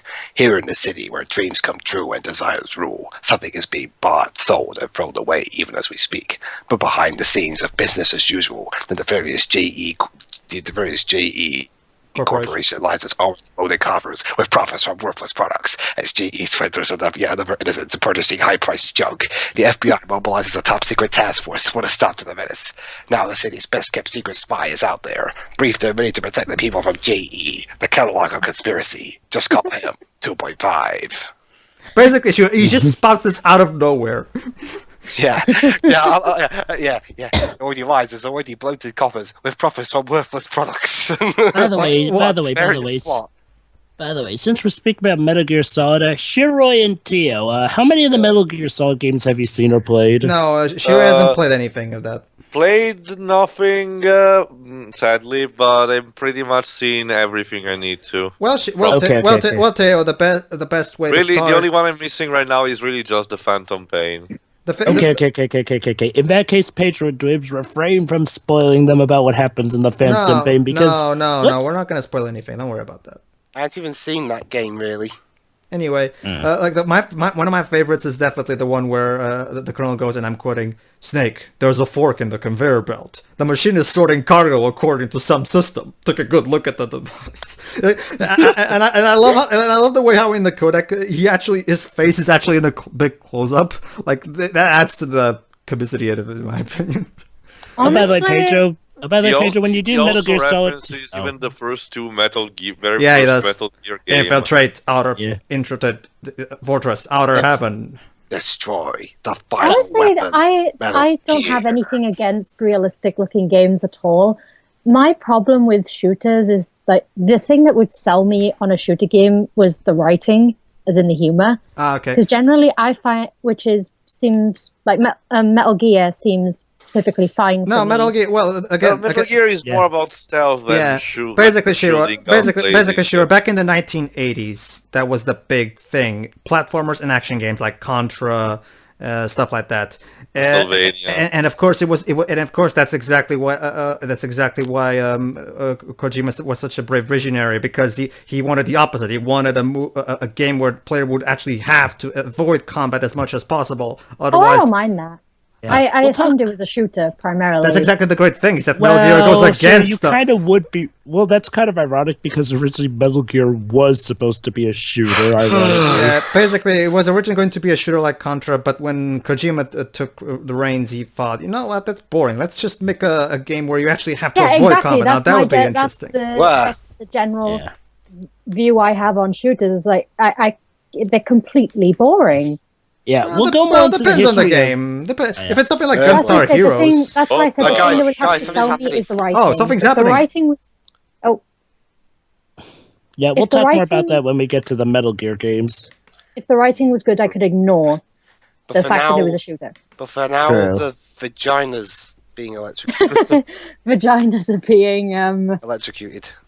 yeah. Oh my. So, since it's not sky but space, should we be called a space gina? Yeah. It's like aliens void. with It's the the eye void. thing in it.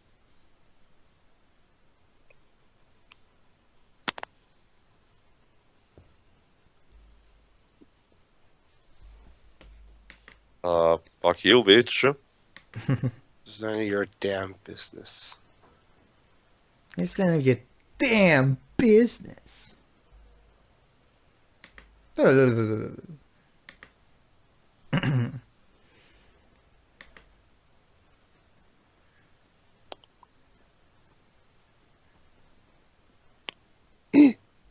Be lied, destroy planet. Wow. Seriously, why don't you just do that? Get the information and then say, I lied, then destroy the planet. It's not like Kirk will be able to do anything about it. You can't destroy that. I lied. Yeah. Also, that was the best line from Terminator 3. It's from Commando originally, though. Oh yeah, I also liked how they used it in Terminator 3. You're a funny guy, Sally. I like you. So I'm gonna kill you last.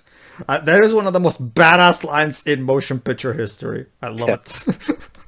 Well, it Yes. is Commando. I mean, that movie's chock full of awesome quotes. Remember, sorry, what I promised to kill you last? That's right. You did say that. I lied. I actually didn't see Commando. That's the only bits I've seen aside from this. Yeah, I'd rather watch Commando than this boring. Although I did see Commando's one- fucking wouldn't awesome. wanna watch Commando. I mean, Commando's Commando got- Commando's pretty much the Contra movie that we never got. Yeah. Although I also saw a scene where he has to fight off that guy in the airplane, and he says, "Don't disturb my friend. He's dead tired." Get it? Because he's dead. By It's the way, funny. Laugh. does the carbon unit like my new shirt? What am I watching? So we're back here again. Obviously, there's my favorite of the Crazy Chrono quotes is obviously the one that everybody has a favorite for, because that's of course there's no competition. I mean, the scissors one is of course the top. Like you can't top that. Yeah. Yeah, my favorite one was when he makes up that weird TV show, which I. That's that part is that TV show that Kojima literally made up on the spot would be a lot more interesting than this. Yes. Yeah, with profits from worthless products. They even tried to. You kind of used it as a guideline for a parody during a Smash fake Arnold trailer or something. Guys, more long, boring shots of actors doing nothing but looking at the stuff. Like I said, we're back here again. Also, Chekhov is wearing a pink. You know, I swear, okay. In the cinema, you could leave the movie to go to the toilet and come back and miss nothing. Mine, I guess that's one virtue. the gap.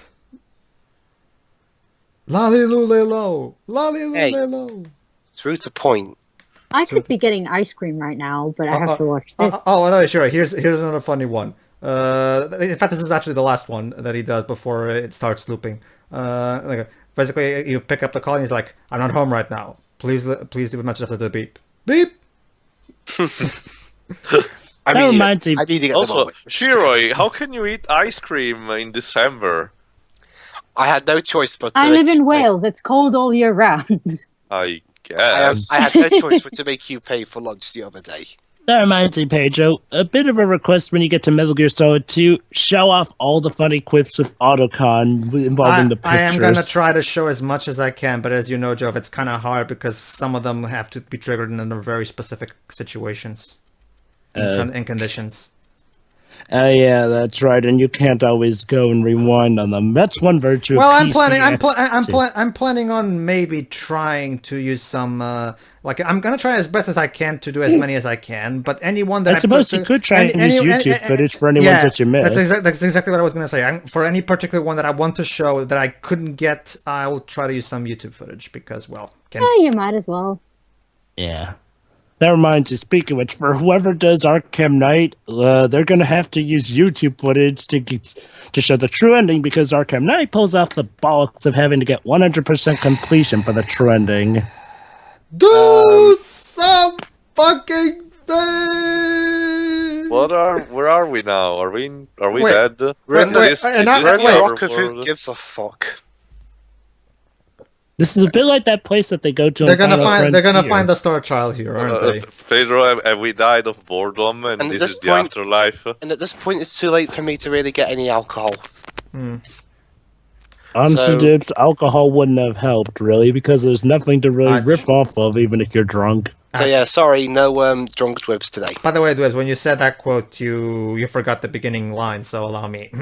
Actually, I'm really bad shape financially. I paid the divorce bills to my wife, and so sorry. I had to have you pay lunch the other day. I'm really sorry. The only sad thing about doing the PS3 version of Metal Gear Solid 2 is that we're gonna miss out on the cool skateboarding thing. I still have the PS2 version. I can show that off in a separate video. Sure. Okay, sure. Go ahead and do that, because it's amazingly hilarious. Oh yeah. By the way, where are you going to insert the snake tail thing? Please move on from this shit. Actually, it's an interesting thing, Jova. If you want, I'll be glad to offer you the chance to do the snake tails thing in a separate playthrough, because I kind of suck. I'd love that. I kind of suck at the snake tails, so if you want to do it, be my guest. Oh, I'd love that. By the way, are you going to do some of the VR missions? Like the tuxedo? Oh yeah, of course. Sure. Do you want help picking out which ones, considering there's I think there's 500 VR missions? Yeah, there's like 500 of them, yeah. Yeah, we're going to have to pick out them, but yeah, there are some ones that definitely need to be seen to be believed. Hey guys, guess what? You know that Vija thing they kept banging on about? Yeah. Yep. It's a satellite. Really? Really? So once again, it's Fox News' fault. And Vija, and also it couldn't even be bothered to clear any dust, because Vija doesn't Vija. It's the satellite Voyager. The ending of 2001 was a lot more interesting than this. Yeah. So it's the satellite Voyager. So it's like, hey, look, a real life thing was causing this astronomical disaster. Yes. Kind of think of it. What was the satellite even doing that warranted their attention? It wanted to pick up the carbon unit. In fact, Joe, they digitized some Klingon ship, and they needed to understand what was going on before going into war. In fact, Joe, since you're going to do the snake tails thing, then if you want, might as well do the skateboard. Oh yeah, that's right. Go ahead then. Sweet. I forget. Do you have to beat the game to get snake tails? No, you can just do them from the beginning. Ah, thank goodness. They're a completely separate thing from the main campaign.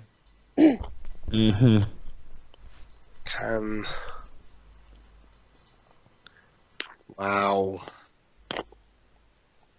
You know what would I rather watching than this Star Trek movie, but still Star Trek related? The Tribble episode. Well, who wouldn't? Everyone loves troubles with tribbles. What about Trials and Tribulations? That episode me too. Yeah, that episode actually exists.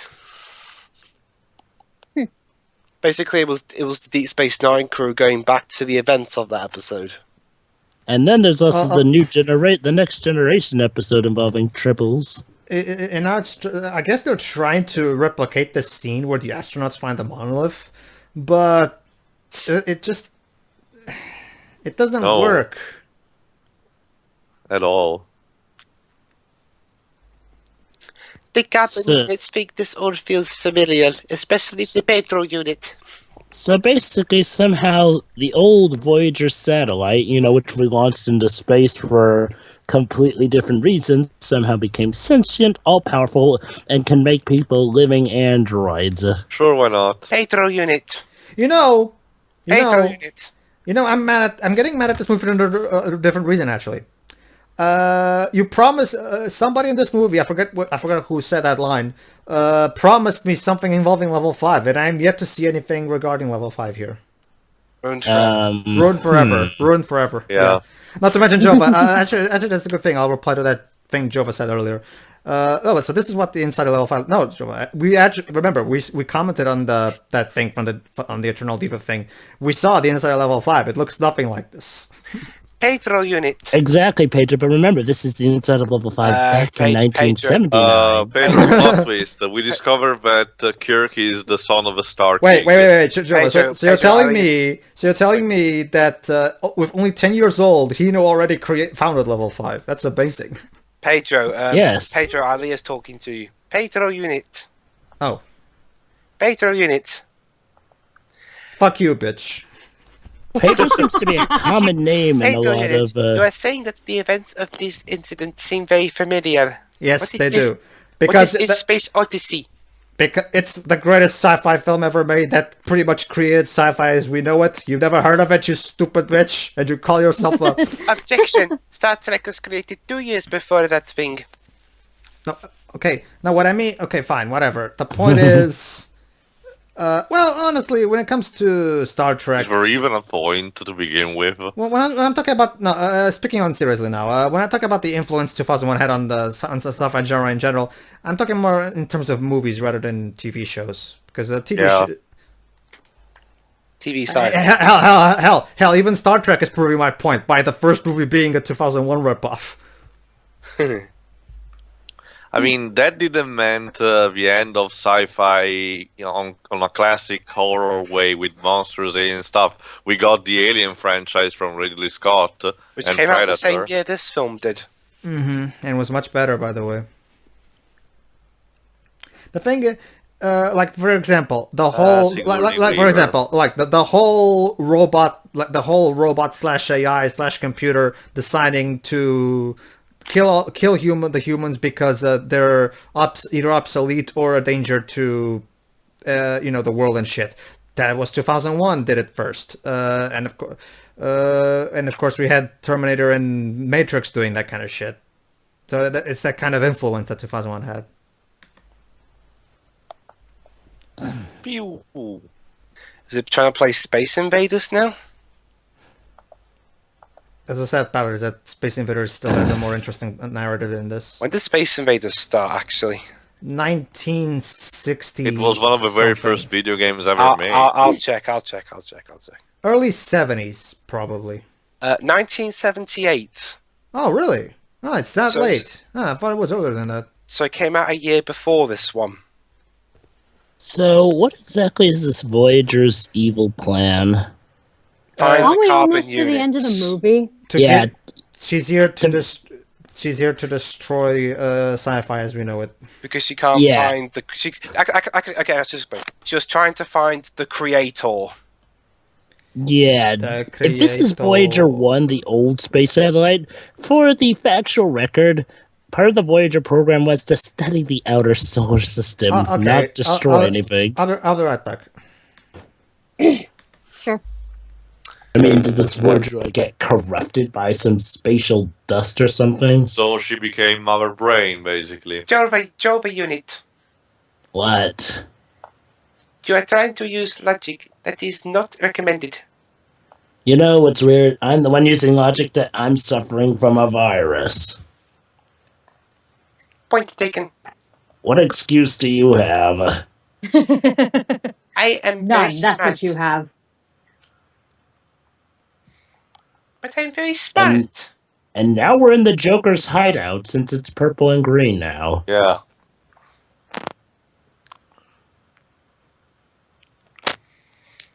In fact, I wish we were watching one of those quote-unquote animated comic books from the Silver Age. Mm-hmm. Hey guys, seeing as how I saw the Charlie Brown movie earlier. Yeah. Yeah. Maybe we could watch that or something. Maybe. Nice. No, not the Charlie Brown movie that came out. I meant one of the earlier ones. You mean like a for Charlie example, Brown the Christmas Christmas episode? Yeah, something like that. Yeah. Because the movie's actually got me curious now. Oh, yeah, Charlie Brown overall is good, kept intact. Well, of course, the creators have always kept it near and dear to them. You have to think, Dweebs, that for the Peanut story, there's this thing going on about yes, you can see it as a simple kid's story, but there's a lot of hidden quote unquote philosophy and even a lot of sadness. Yeah. Vibes. Yeah. The movie I saw today had that. Yep, that's kind of like how the whole series has been, which is good. Mm-hmm. Okay. It's sort of like South Park, but not nearly as raunchy. I put it as like a good amalgamation of the likes of Calvin and Hobbes, being juvenile but still playful while having some philosophical talk, combined with South Park, where of course you see it constantly for the eyes of the kids. Yes. Decker is about to perform an heroic sacrifice. Who gives a shit? Hey, well, at least he's still better than Wesley. But basically, you can find the best Snoopy TV special, in my opinion, at least the best one. Snoopy Come Home on YouTube. It's wonderful. It's a fantastic movie. I love it.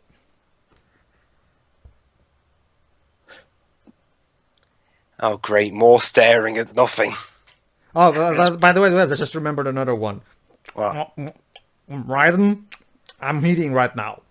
Get back to me later. What a glowing self-sacrifice. I was sparkle. Time for me to go to heaven. Seventh heaven. Don't worry, I'm sure Wesley will join you on the planet that needs him. And also, I was a North American fall webworm in my past life. Those were the good old days. What were you in your past life, Dwight? Now he looks like Luke Skywalker.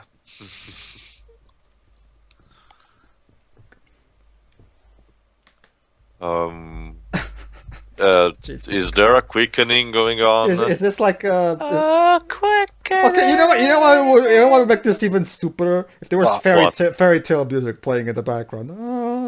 You mean like the original Highlander 2 ending? Yes. What the hell? What am I watching? Yeah, even Kirk is confused. What the fuck am I watching? Wow. Feature is rocking out, man. Take that carbon units. Spock was like, yeah, fuck that shit.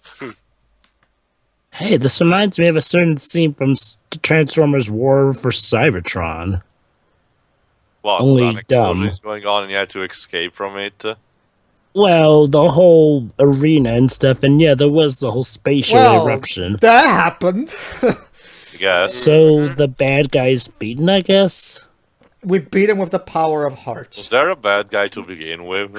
The satellite, the Voyager satellite, which is a real thing, mind you. It's like the villain of Lightning Returns. Drat! I've been foiled by the power of love!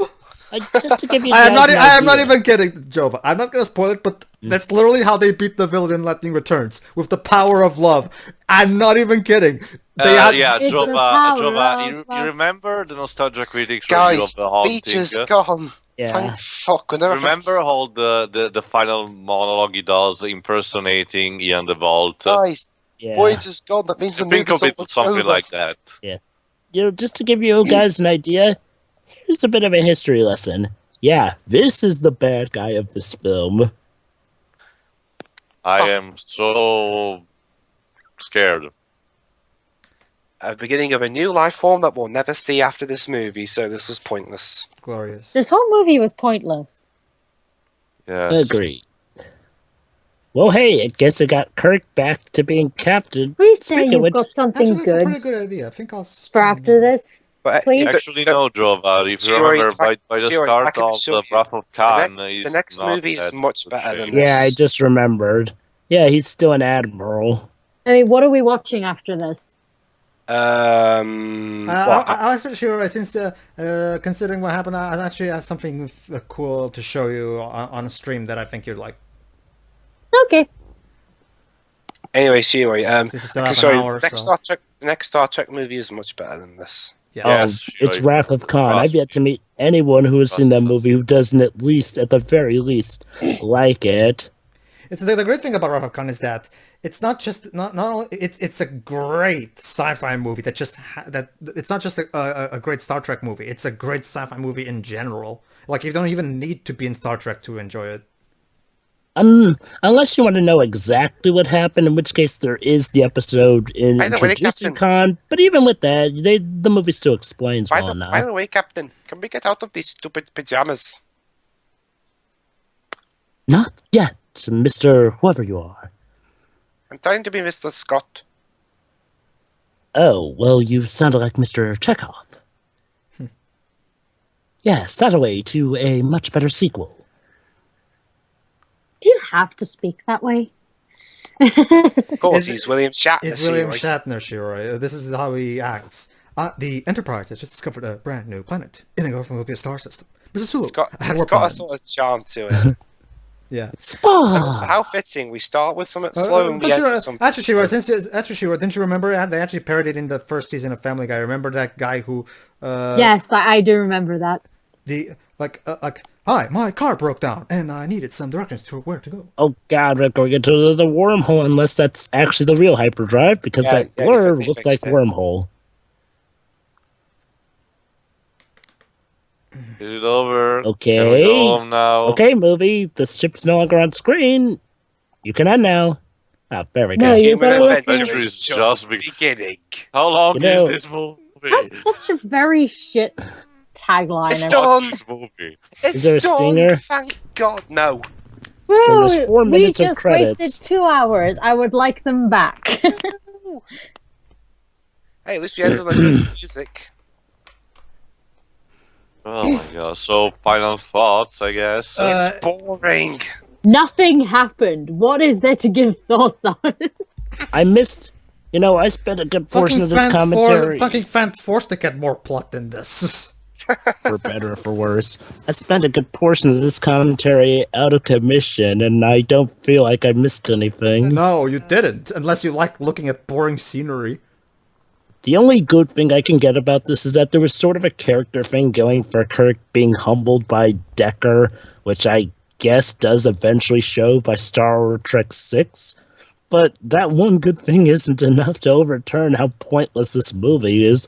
Like I said, this should have been a TV episode. It was. Or at the very... Or most a TV episode. Because if they cut it out and left in what actually happened, it would be less than 25 minutes. Yeah. Or 9 minutes. Not to mention the fact that the stakes aren't even really that high. I mean, unlike the likes of Wrath of Khan or even Star Trek 3, Star Trek 4, Star Trek 5, the supposed villain doesn't seem to really do that much bad around the place. I mean, heck, the only people who really got in the way were some Klingons, and well, they're Klingons, they're always asking for trouble, and Starfleet people, yeah. It's like, well, with Wrath of Khan, you get why we're worried about the villain. It's frickin' Khan. I won't spoil why for Shiroi's sake, but let's just say it being Khan is enough. And with Star Trek 3, there was the whole Genesis thing going on and looking... And yeah, that villain there, played by Christopher Lee, who had enough say. Lloyd. Star Trek 4, well, that one didn't really need a villain. I mean, Christopher Lloyd. Yeah, as I told. Yeah, Christopher Lloyd, yeah. But yeah, this movie, it's terrible, but you feel like at some point they just gave up and went for the motions. Sorry, sorry guys, I'm just enjoying the music. Yeah, the music is definitely one of the better things. And everyone just did whatever the hell they wanted. Yeah. Sure, you go ahead. Oh, there was absolutely nothing to say about this. Yeah. Nothing happened. Oh. Nothing. She was you can tell she was so upset because she almost dropped her cup of tea. Yeah. All of this is most unorthodox, I guess. Pedro, your notes? What website? The end. It's not 2001: A Space Odyssey. Yeah, that too. Actually, yeah. Thank you for reminding me, Theo. Thank you. Never mind. I'll have more to say. Fuck you for giving 2001: A Space Odyssey a bad name. Okay? Fuck you. 2001 was unconventional. Yes, it's not for everybody. Yes, it did purposely go out of its way to be inaccessible for mainstream audiences. But at least it had a point to make. Drops mic. A mute point. Yeah. I guess that leaves us me. This was boring. Like, really, really boring. It sucked away anything. It was even hard to make fun of, for fuck's sake. Oh my god. All right. So we all done then? Yeah, I guess. All right. So audience, that was the most boring of the Star Trek films done and dusted. At least tune in next time for when we look at a much more entertaining film, Star Trek II: The Wrath of Khan. Yeah. Oh yeah. See ya. See ya then. See ya.